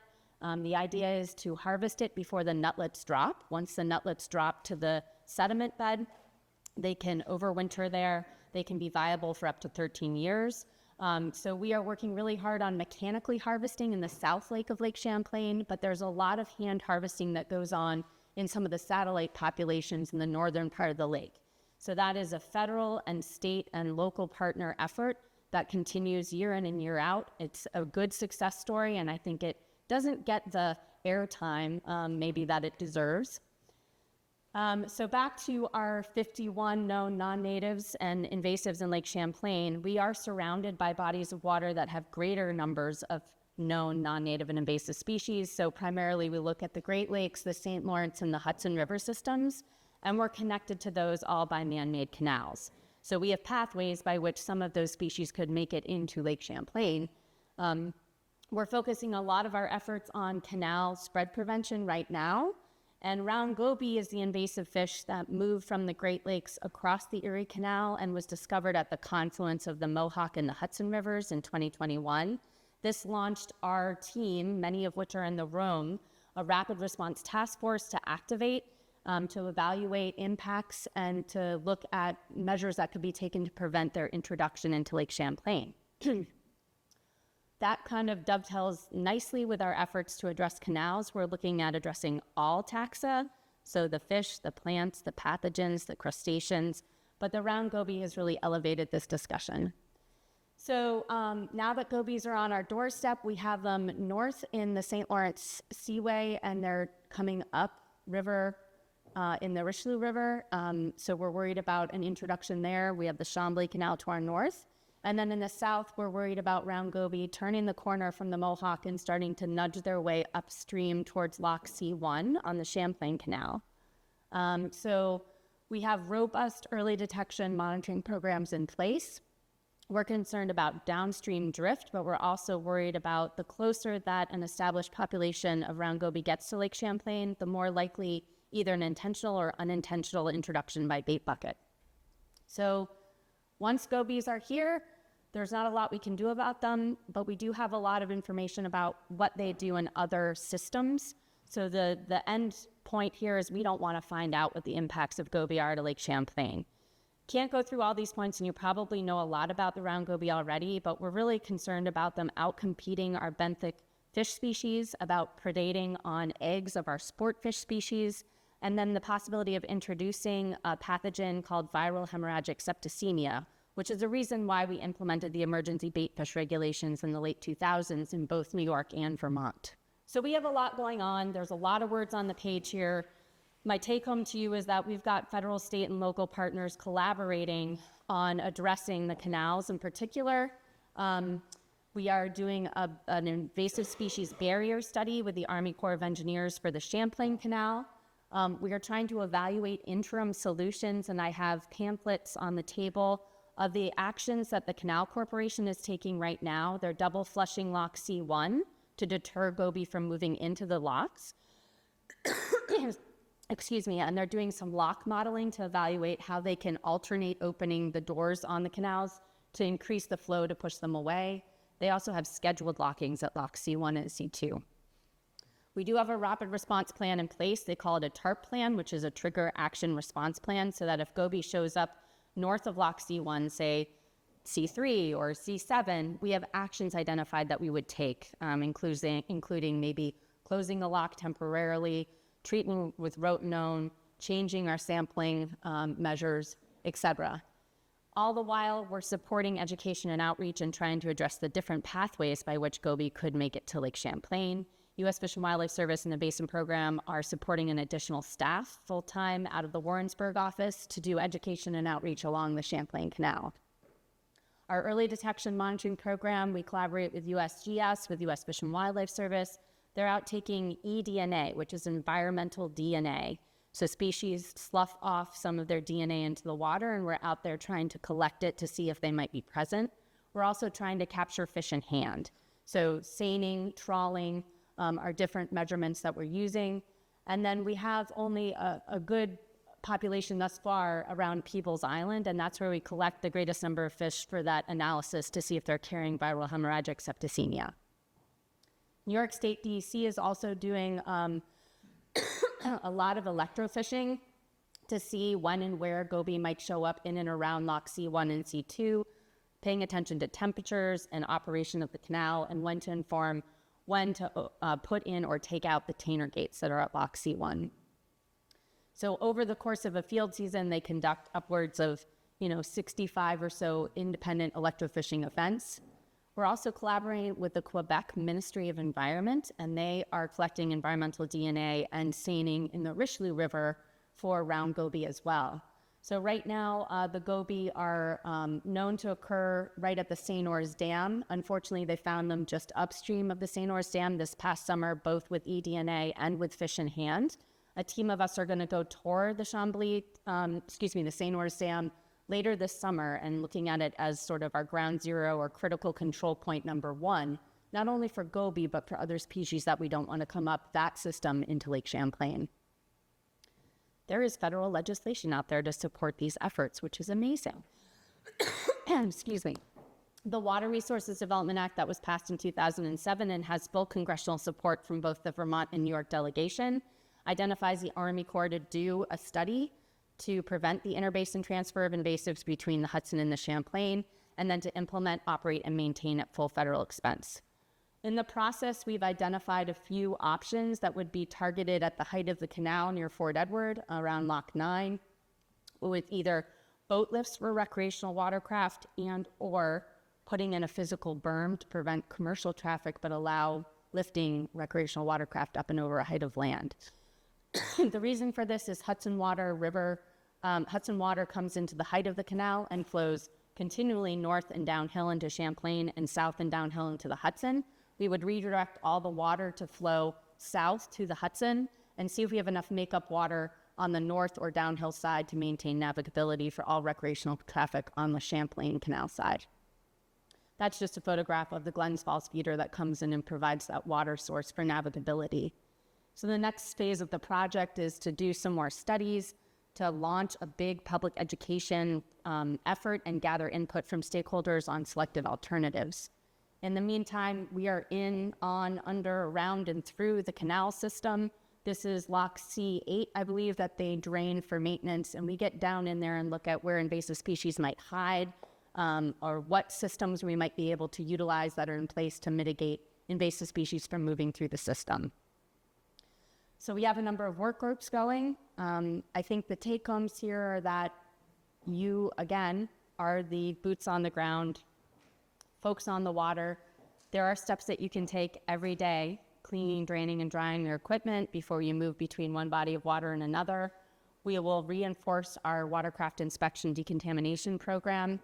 We know that watercraft are coming to Lake Champlain from other bodies of water that are invaded with other species.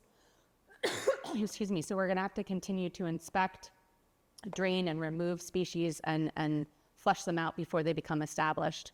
We're working on reinforcing our baitfish messaging to the public. You may see some of these signs out at New York DEC launches or throughout the Champlain Canal system.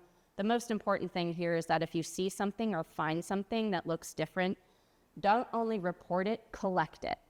So we need to have the fish or the species in hand to be able to provide a correct identification. So please, if you see something, collect it and bring it back and report it. We're also working on education throughout the New York State Canal system. This is the first time they've really put together outreach materials about how they're alternating their operations between Lock C1 and C2 with the double flushing, and why, about round goby and its potential impacts to our resource. So at the end of the day, if you're out there and you see something that looks like round goby, just remember that we're looking at the pelvic fin, and if it's fused like a suction cup, that's goby. We don't want that. Please collect it and report it. If it's a splayed fin, then it's our native sculpin. And I have some examples in the back of the room Unfortunately, people are using goby as lures, and Shawn Good's done a really good job about talking to the angling community through different publications about why it is that we really don't want to experiment with goby in Lake Champlain. Thanks, Ray. Yeah. Do you have a public announcement going on the survey, the angler survey? Yes, you can't really do. We're not a town. Press release, something like that? Yeah, you would definitely get together to help. We're not. It's a good idea to thank you for bringing that out. So, but For Bernie, with all the high water that we had, the flooding has gotten checked on and stuff, did we feel that the sea lamprey that pushed out into the deltas, did we look at the deltas a little bit more than what we've done in the past? Well, I would say more, and we're already looking at them already. So I'm not sure you could do a whole lot to other golf country. We know it's there, and we do have heard some of the survey as it is. We've increased our knowledge to be able to identify the habitat that likely belongs with populations of lamprey, so that we're effective in targeting, laying down pesticide on the areas where that you're assigned. But yet, as far as are they getting out to the Delta War, I can't tell you. It could be a logical thing to suit, certainly a possibility. And that belief is kind of still a big black box as far as what goes on in deltas. We know it's like to be out here in Trina, do that job with then, although it's delta, not how large it is. It the most expensive, the single most expensive cost of the entire CNET portfolio is the chemical that I put on deltas. That I couldn't even react to them. We have 5-gallon pails. Each 5-gallon pail cost $500, and we put out 300 or so during $8 truth. So it's expensive that we want to make sure we're putting it where it's going to have I think that being said, you know for a fact we're not getting called as deltas to be 1 in 30, 48 in some cases, and we can't possibly trim all of that. You should doctors. So we do the best we can. We're pretty confident. We actually do test clocks. We'll put chemical down into areas where we know we have jeffries, and test support, and we come up and the gulls hit hard, and they die as well. We also do the few control plots. We'll put in a chemical area where we don't think there is an event, just to verify the origin. And we rarely see more than 1 or 2 lamprey come out in those areas where we look double where the lamprey supposedly aren't, which is good. That means our assessing surveys are accurate and tell us that we're not looking over or missing areas that do that. So, at that time, to answer your question, that's nice. I kind of knew what where you were going. So that's academic forward. So yeah, I wish I could tell you more about the deltas. I wish I knew more about this. It's still an area that we're continually looking at the technologies, the ways and approaching and things. There, streams, you got pretty far, but that deltas are still the area where it's what I felt.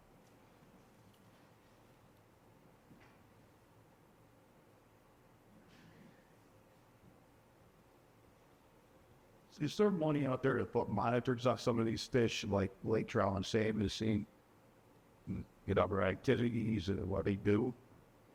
So, We're not in this area at all. so the acoustic telemetry is a method for, we're inserting a tag. We have receivers throughout the lake so that we can do that. So there's several species that there are currently telemetry studies going on in the lake. And then on the salmon side of things, we've also done telemetry studies in the tributaries. So we have sturgeon tag out there now. We did work with you, the angler, about 30 walleye there to try to ultimately listeners to what they would mate. And then they were doing lake trout, and then we started the salmon and kind of basically stocking the smokes. And I think we've had discussion about using other species in the Gulf. There's a large array of receivers in the lake. There's 65 is that prime number that I basically on the bottom is receivers listed, and one needs may still buy with an acoustic tag. They receive the text on their reports. Then we go out, pull the receiver once a year, and get that moving again. So it's not going to be real time. I've had a few people think, hey, this is great. I want to know what the salmon are tomorrow. Should I pull up a map on the map? Waiting for that. Yeah, it's not quite here yet, but let's just up it up. It goes on that place, kind of builds that risky stuff. Race allied, like I said, birds even. Do they survive the digest system of the birds? So if you look back at some of the first studies with thiamine deficiency, some of it actually was coming from avian studies. So I don't know much about the work that's been done here in Vermont. I don't know if, or from in New York. Saying that there's some of those allied way up the Balk get. But they, maybe the birds got it there. What, you mean Lamprey? You said The Lamprey, yeah. oh, big difference. Do birds eat them? Yeah, birds do eat them, but Did it survive? Yeah. I never looked. I doubt this. Maybe it depended on. I don't know. Bird eats like I'm sorry, so like crazy bird. during a treatment or straight out. Birds eat the lamprey. And carry over to bring out. Well, it make it through the digestive system. Oh, Yeah. not die. And I promise you that. That one I can be sure of. It won't survive. okay. I know there was a question in the back. Or we, I guess, an observation, a trend, I would say, in comparison to your numbers go back to both cat runs. I, like probably a lot of the English here, spend the vast majority of like spring trolling season, first right out to the end of June. From this section of lake south there, Crown Point, and definitely saw another trend in the 19 and 20 season where we all saw lows in those 2-year-old events. Last year we saw a great spring fishery, and this year already people that have outlived our place have seen much better. It'd be very interesting to see if our numbers of the bobcat climb as those adults are now coming up, because I really think we saw a low in the salmon numbers in this region, which was those fish that came adults were why you saw lows in the bobcat.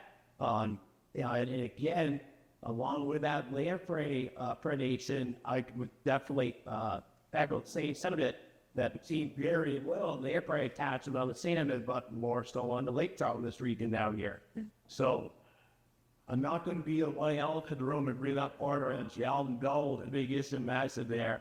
And my heart felt upon I probably can first say, inside going, we all get together, we got some abhorrence. And they are our biggest, my feeling, our biggest predation towards small to yellow ear salmon on and flat. I would love to see bobcat become an incredible tributary to this lake, similar to, say, River over Lake Ontario. But that's an undoing that I see about the lake is that I think you're going to see a pretty big run in the next 2 years. And bobcat, so that's we never see them around now. Great. I'll mention on the federal side of things. So the USDA, the U.S. Department of Agriculture, and the service have been stuffing, even predation and cormorants, and so there is a small group a subgroup that's going to be found to kind of see how we could approach it. Likely do several studies. This certainly is an issue that's not just coming up in Lake Champlain Basin, but also the Great Lakes as well. So there is some movement there on the federal side of things to at least try to tackle this issue a little bit. I don't know if anybody else has anything to add. I'll just say we get requests down then from the, to come helping Vermont, or is there anything like Sam the angle for funding? And just 2 weeks ago when they got the request was put farmer control in there once again. Senator Leahy was a champion of that for a number of years, and I think a lot of folks know that he stopped at a certain point. He said, you have to find other champions of the art. We are looking to get that funding. It helped the USDA Wildlife Services folks that the big role in corporate control like Champlain Fisheries. So, and in terms of not just the corporate, with salmon, that understands, well, I did it, if you get a salmon with a floyd tag, a yellow tag in the back, it goes to me. So you got some already from this year. One came from Winiski River, tagged in 2022, and was caught by Carter Island by condor. I had another one come in from Healer Bay that was tagged into Sisboy. In the past, we've had fish that, we had one fish at Edney that was spawned 3 consecutive years, released, and an angler caught it in the lake after that.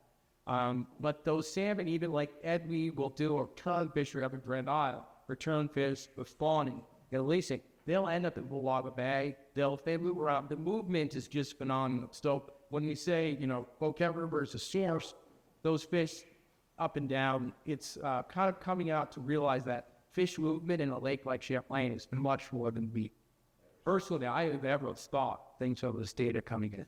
Great, and that's why it's really exciting that we actually have that lake survival study underway. So I think we're going to learn a lot from that study. For lake, Yep. you mentioned a little bit about the water fleas. Yes. One line and much of what we're going to research in my current, are they interstate? Yes. Fish will eat them, not in great quantity, and there's not a lot of nutrition in them. Their spines often can get stuck in the stomachs. And fisheries biologists better than I can explain how that might deteriorate the health of the fish. But yeah, there's no known technology to manage them in a system, let alone a system as large as Lake Champlain. So if we're starting to see them interact with different species, I don't think that this, but Is that in the neckhead nut we started the shade seed? Is that still being used? There. Break the starting next week, we're on so that it's not, on Friday, Rich Blood. Awesome. Yep, so at 6 tons, we shifted from the Thetford Road Basin just a little bit further south. I think the regards of another arena there, Oasis, Newman, the company that were in a division there, the 20,000 swings again. And how are those released once they reach maturity? We do them for 3 weeks, and then we go and we unite, and we cut the down so it has a way to the brain, let it sink down, and then just swim out. Okay. Very gradual, hopefully gentle, completely. So they usually it takes about 5 minutes, pretty quick at like we take the pens out and check and shake out anything that might be left in their house. They let all of the take coffee. Has there been any discussion of expanding that program, like keep track of steps in the program, like that tear up and out there too? Well, they're actually, it's just, we need our plates to attach the net. Especially rivers and high flows and stuff, like the challenge that needs to go there, we're going to sticking it to a level base, and we have box. And that's the only way we're going to do it, Sarah. And then the overlay was the 3-year-old fish glider. It's on, we have a plan to put the circulate inks there and use those in place of the net fin, so you can stop them in the round circulate ink, follow for 2 weeks, and then lumbo. Maybe it's for a little bit more time in your river, and you maybe can try out a little better. Trick. And that's the PDT stuff. That's evaluating that.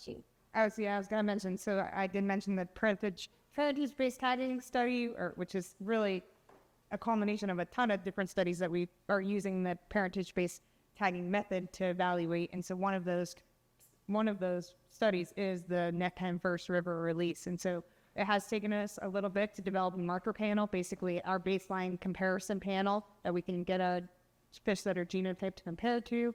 We've gotten that panel developed. We have sent 3,000 samples to the labs for analysis. High priority tissue samples that we have include Saranac returns. And so we definitely will hopefully have some information here soon about who's returning those neckpen or were they river released. And then even further, look at the different brood stocks. Was it the experimental brood stock, or was it just from what we call our max diversity brood stock? So hopefully by December, we should have some good information to share with folks. Are there any of the salmon stock in OCAN during the spring stocking in the squeeze holes in the salmon river on that side? So they try that at all and see if they'll return there, and they'll stock in the lake themselves. For Boquet? Yes. So there is a smolt release and a fry release in the Boquet River. And that's another comparison we can look at, whether or not we're having returns from the fry releases or we're having returns from the smolt releases. Is there a problem when you do the release with salt in there as far as the corporate or the seagulls coming for the Surprisingly, no. We not only know that we're doing birds on the release thing, But you know, the stock can go down, and you know, we're just want to be Yeah, I'm very aware of that and we're concerned about that, but in that for 3 years now, I mean, each day where a lot of people see one tournament to the distance with hanging out and feeling like they must have been some interest in, you open up and well, it missed this here and the only luck they see, but down to the some goodies there. But yeah, but it doesn't seem to be enough countering the surge. I need to like as to stuff they've been interested and how they're gonna make problem.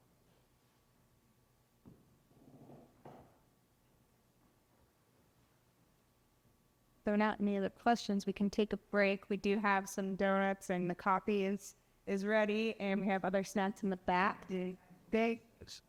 Should we just get rolling at like 11:05 and 11:10? All right, thank you, everybody. There is another Q&A session after the next three talks to talk more and ask more questions. But what I'm going to talk about for the next 10 minutes is the muskie restoration program that Vermont Fish and Wildlife has been running for the last 14 years or so on the Vermont side of the lake. So just to get started, a little bit about Muskellunge or muskie. In terms of a background, they are a native species to Lake Champlain. They're a low-density predator, so even at the best of times, their population, tends to be low. A healthy adult muskie density is about a half a fish per acre of water. So, it's pretty low. It's why muskie anglers call themselves muskie hunters often instead of muskie anglers, because it's more like hunting than it is fishing. But historically, muskie were really only restricted to the northern end of the lake, mostly the north end and two particular river tributaries on the two sides. So the Great Shazy River on the New York side had a historic population of muskie, and then the Missisquoi River on the Vermont side. Sometime in the mid and early 1900s, for whatever reason, we're not sure why, the population started declining little by little until 1970 or so. The last known Vermont population was restricted to just the upper part of the Missisquoi River. So it's interesting to know that this yellow dot here is the Swan Dam, that's the Highgate Dam. The last known population was between those two dams. So that means that in 1797, that number is accurate, when the Swan Dam was built, they cut off a population of muskie that happened to be upriver at the time, and they persisted in that upriver stretch between the Swan Dam and the Highgate Dam for all those years. And no muskie were ever found really below the dam. In the New York side, the Shazy River, the numbers, we're not really sure what they were doing over there at that time, but sometime around the 1960s, New York DC started stocking, and I'll talk about that in a minute. Back over to Vermont where I work, we started getting interested in doing a restoration program in the early 2000s on the Missisquoi River, trying to bring this native species back and the fishing opportunities that it might provide. So we started doing surveys in the lower river and the upper river in the mid-2000s, and we never found any more muskie in that river. So we were pretty convinced that population had been extirpated at some point in time, and we think that point in time was around 1979, where there was actually a paper mill spill in the upper river above Highgate that came down through the river and wiped out that landlocked or waterlocked, dam-locked population between the two dams. And that kind of spelled the end of muskie in the Missisquoi River at least. So some of that stocking history that I started getting into, New York has been actually stocking muskie in the Shazy River for quite a long time. This started sometime in the 1960s. Nicole knows a little bit more of the background there than I do. But for quite a few years, they stocked fry. So 100,000 fry were stocked in the upper Shazy River above the Waterworks Dam. And that was more of a sort of a sustainable stocking practice just to keep that population going and try to provide a fishery they didn't really know too much about what was happening in terms of wild reproduction, if there was any at all. In 2009, New York DC switched from stocking 100,000 fry a year to stocking fewer but larger fish. So around 1,100 fish that are raised all the way until the fall were started being stocked in October. And those fish averaged 10 to 12 inches in length. That was a response to viral hemorrhagic septicemia. So it's worth noting that these fish come from Chautauqua Lake, way out in western New York, south of Buffalo, very close to Lake Erie. And because of the way that disease was spreading, they couldn't risk transferring fry at that time that were small and not being able to be tested yet. So they switched to a larger fall fingerling stocking program, which allowed more time to test those fish that were being spawned to make sure that they weren't carrying any diseases. Also worth noting that in Vermont in the early 1980s, for whatever reason, I wasn't around then, but they started, our department started stocking muskie in Otter Creek, which was not a native watershed that they were known to exist in, but there were 6 years of stocking that were done where fry were put into Upper Otter Creek above the Virgins Dam. And then it was sort of walked away from because it didn't seem to be successful. There was no evidence that those fish at the time had persisted or survived. We actually know, I'm not going to talk about that today, but we do know that they were incorrect in that assumption at that time, and those muskie did survive, and there's now an established wild sustaining population of muskie in Otter Creek, and they are completely sustained through that natural reproduction. And that originated just from those 6 years of stocking where a total of 440,000 fry were stocked. But I'm going to talk mostly about the Missisquoi stocking and restoration program and what we're seeing developing from that. So, like I said, in the early 2000s, we started looking at the Missisquoi River. We did some surveys. We weren't able to find any muskie, but we did have one fish that was caught in the Missisquoi River in 2005, right when we were starting to look, and that was the current state record caught by Chris Beebe of Swanton, the 38-pound fish that nobody ever expected to see come out of the lower Missisquoi River. We were able to do some genetic testing on that fish, and it turns out that it was one of New York's fish that they had stocked in the Chazy River because it matched the genetics of the Chautauqua hatchery strain that New York has been putting in the Chazy forever. So we know that that fish, came out of the river and took up residence at some point in the lake and had spread and eventually ended up in the Chazy River itself, or in the Missisquoi River from the Chazy. So we started talking to New York about whether we could get those same fish that they were putting in the Chazy for stocking program in the Missisquoi, knowing that those fish are already showing up there anyways. And so we've been able to work cooperatively with New York DC for the last 14 years, and we get surplus summer fingerlings. When they move them out of their indoor tanks in the hatchery to their outdoor ponds, whatever is left over in the tanks after they put them in their ponds is available to us. So the numbers vary year to year. We started in 2009, and altogether we've stocked, oh, there we go. Altogether we've stocked just over 66,000 fish.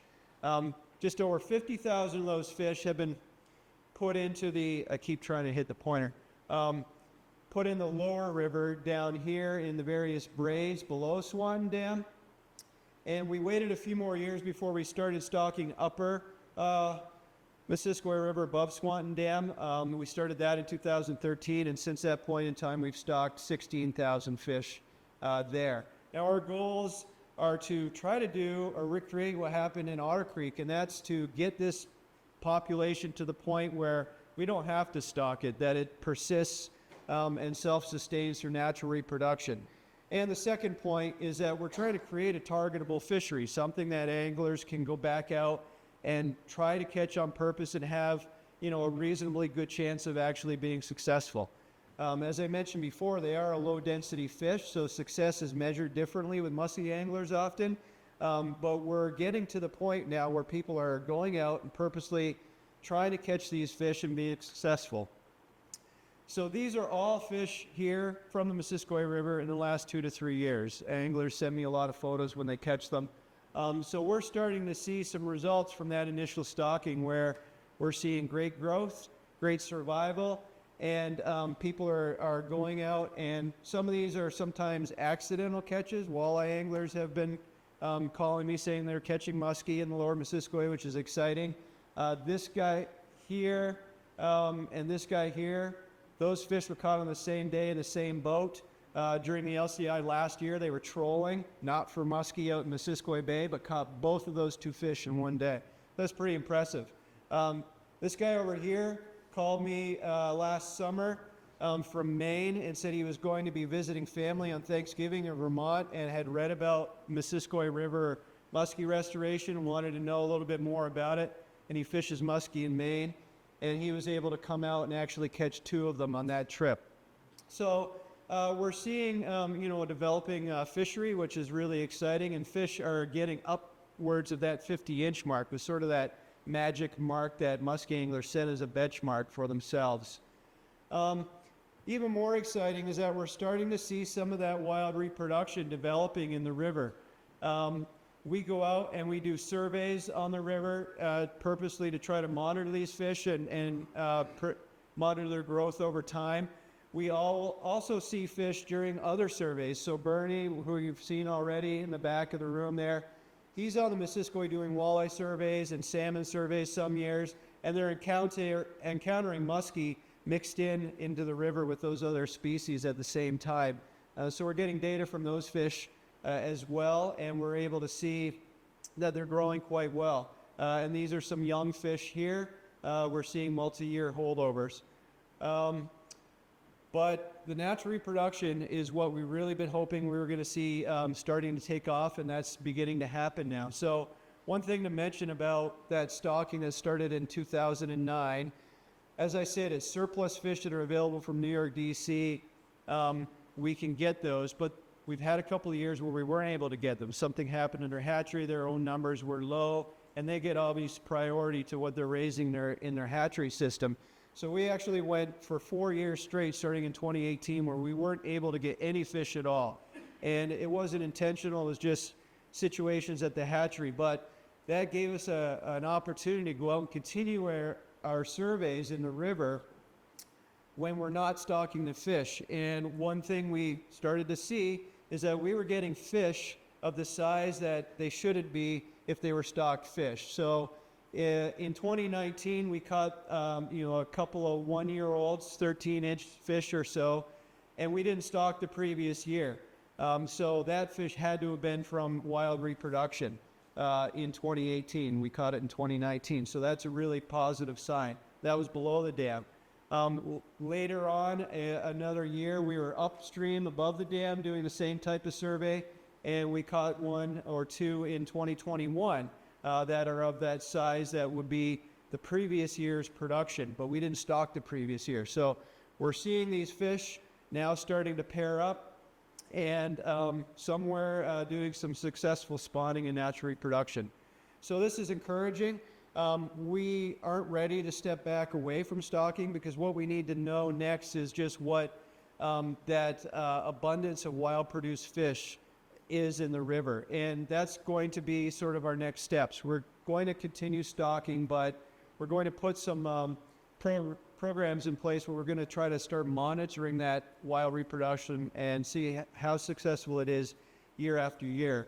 The way we're going to do that is we're going to try to find where these fish are actually spawning, try to get an idea of what that population looks like, how many adults are out there, what that effective spawning population looks like. And then in the summer, before we normally do our stocking in August, we will try to go out to some of those areas where we know the spawning is occurring and start doing some surveys in habitats that's nearby and look for wild fish that would be small, around that 4 to 6 inch size range in the middle of the summer after spring spawning, but before we stock those fish in August that come from the hatchery system in New York. Once we've got a handle on that and we start seeing some regular and consistent success, we can start reevaluating our need of whether we reach the point that we can stop stocking and they can continue on their own. So That's it. I'll leave the questions until the Q&A at the end. But thank you. You saw All right, so I'm going to talk a little bit about some of the bass work. I'm going to also throw Shawn under the bus because a lot of the work I'm going to talk about is his work. So we may be able to throw him up here as well to answer questions. Well, as we know, there are popular species in Champlain, lake-wide distribution.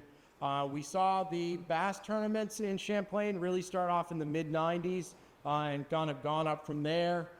It's consistently mentioned as a world-class bass fishery. We see it often listed in a lot of the magazines as a top 10.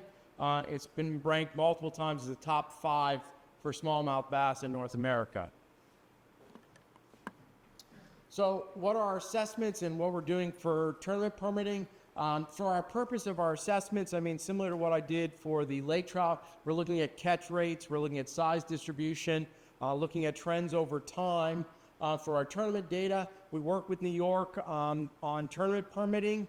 Vermont has a little different permitting law than New York's, but we work together to try to get that.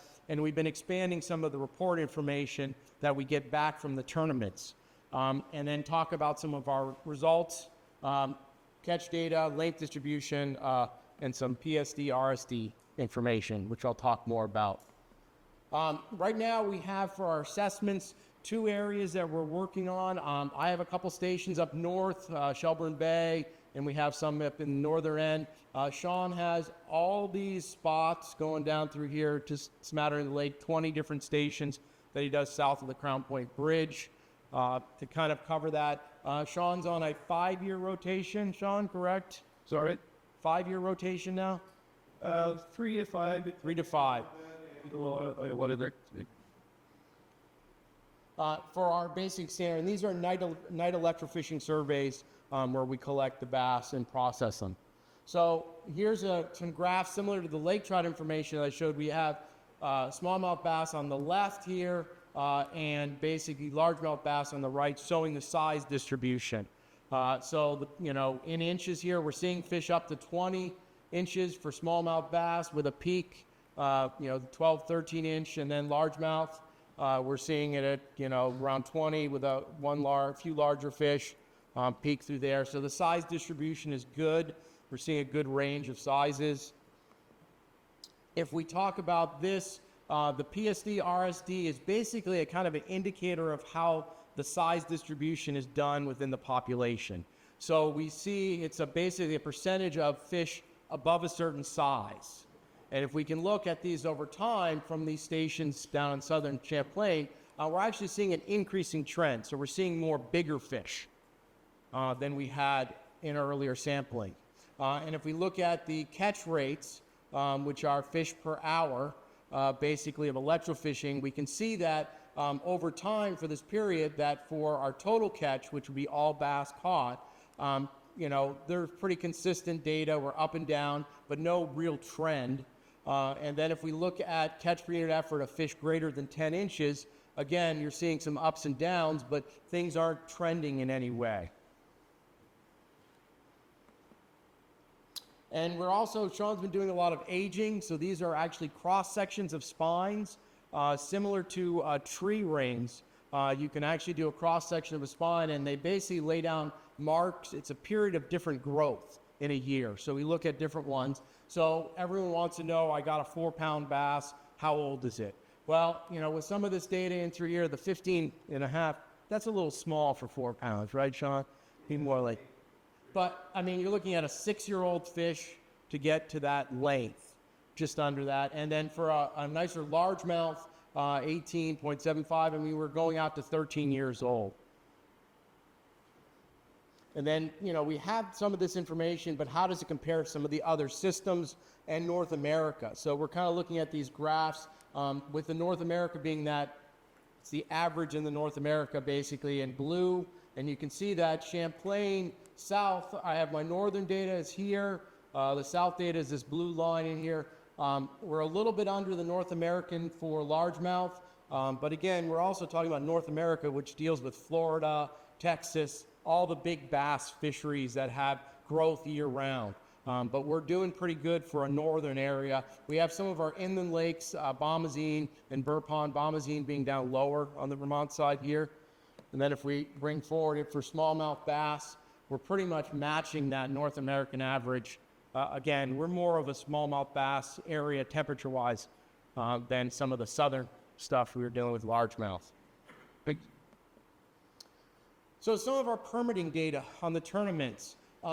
We've been kind of collecting, here's the last 2 years. We go back here, Vermont's been permitting since 94, 96 maybe. And we've been basically, as Vermont laws, if you fish Vermont waters, you need a tournament permit. So even if you launch out of New York, you cross that imaginary line, the deep water mark, and you're fishing the Vermont side, you're supposed to have a Vermont permit.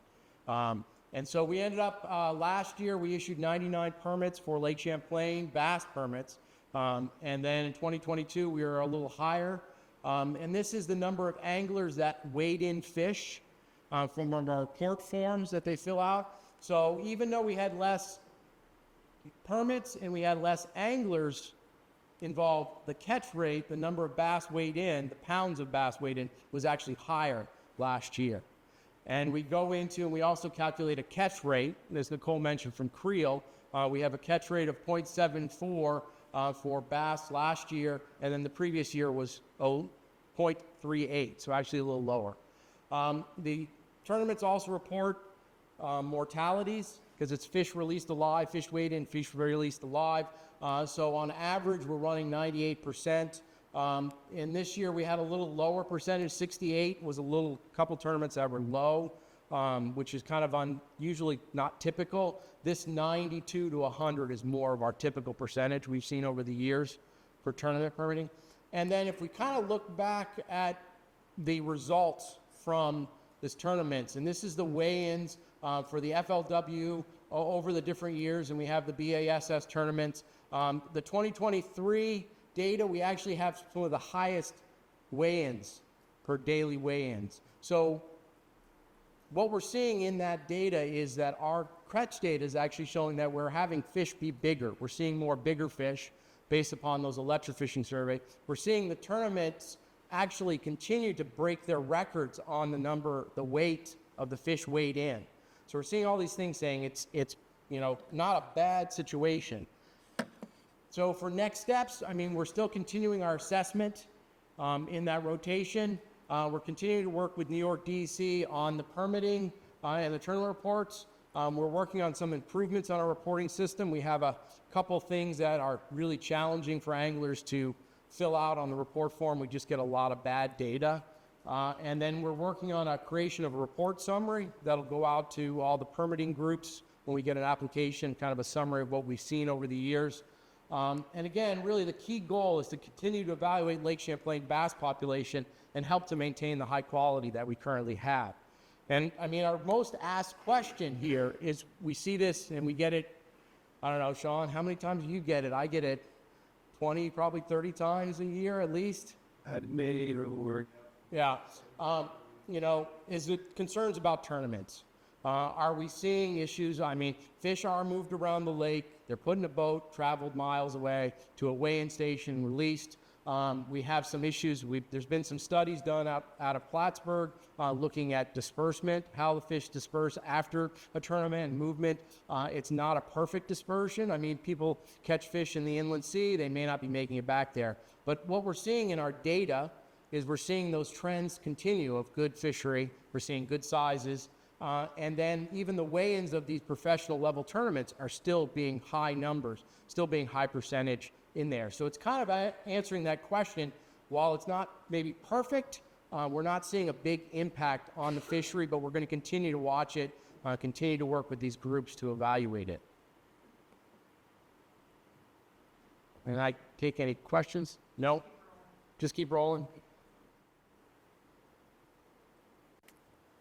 Hey, look, we're on walleye now.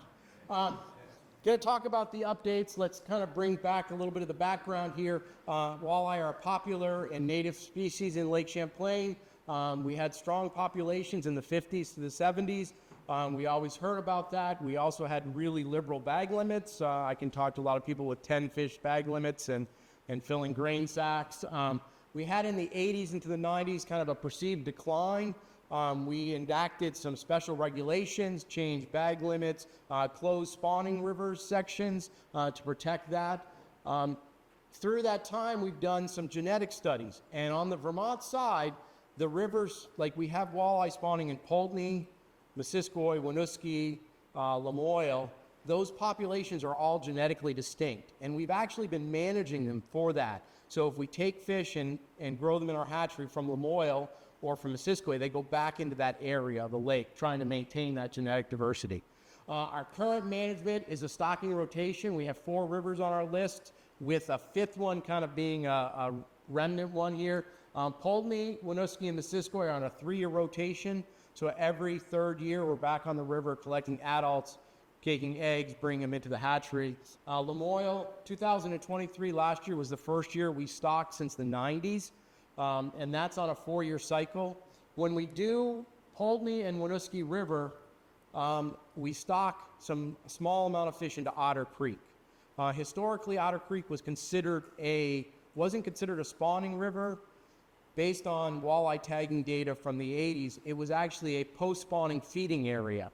At least that's what the data at that point said, and we're continuing to look into that. But we've been stocking small numbers into the river to try to enhance the fishery there. So just to visualize the maps here, Missisquoi, Winooski, Poultney being on the 3-year cycle, Otter Creek getting that smaller amounts, and then we added Missisquoi, or Lamoille, to our stocking right there. Walleye culture, it's not easy. It's not a trout, they're not a salmon. That's a penny, that's a hatching walleye fry. It's 5 millimeters long. You look at it wrong, it dies. They're very difficult to get on food, and then once you get them on food, they eat each other. They're little predators. As soon as they can get their mouth around another walleye, they'll eat them.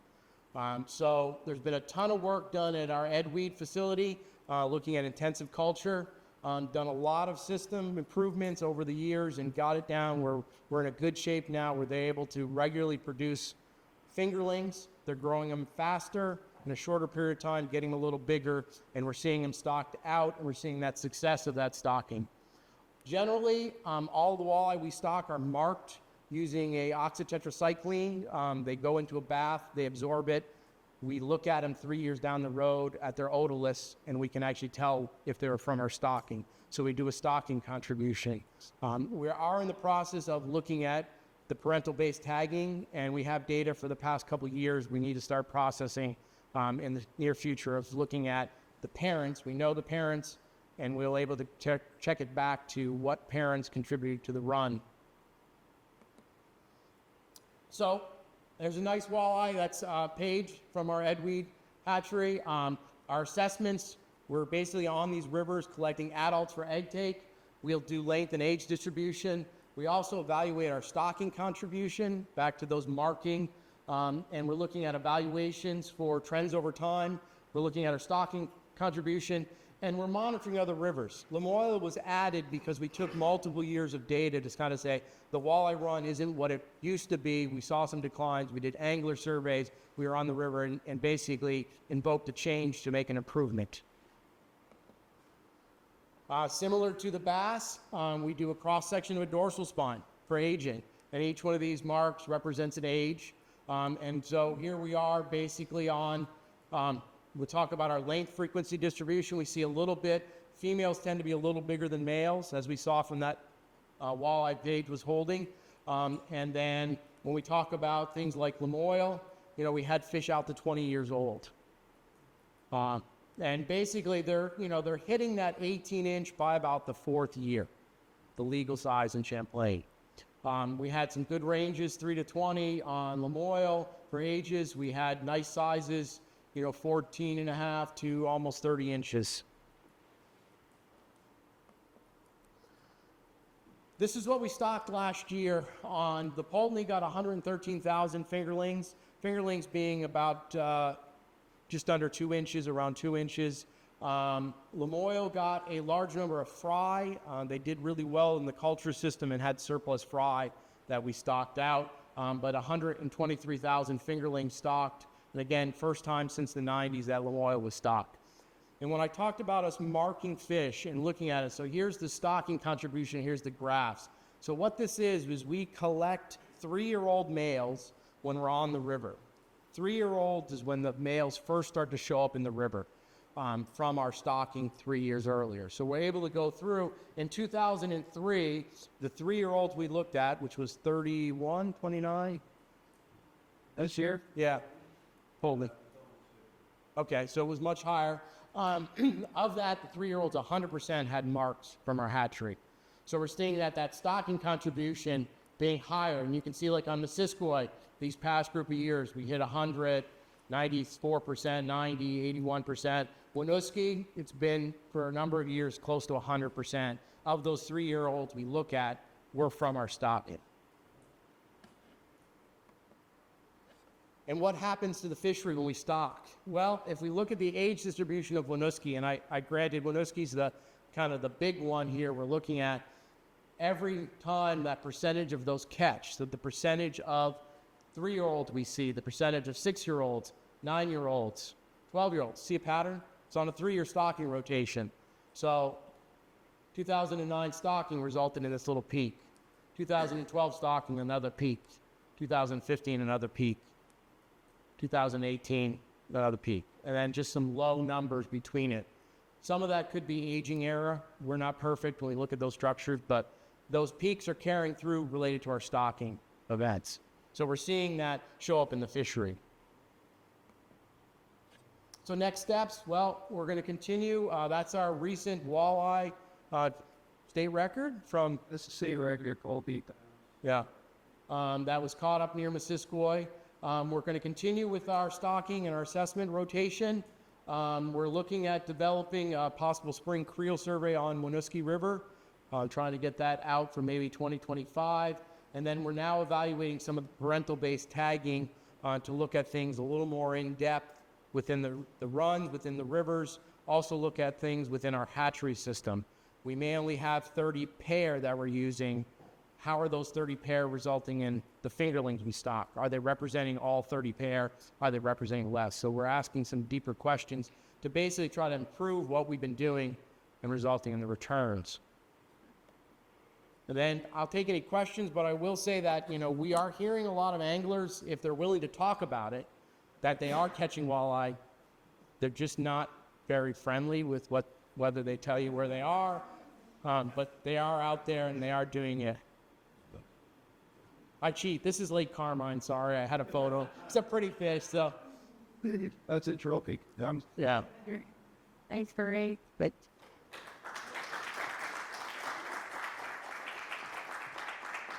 Well, actually, the big question is for both Town Amber and Salmon. Good. Anything is the business fired. We haven't seen a sauger in many years. Rob, Nicole? 2008. Yeah.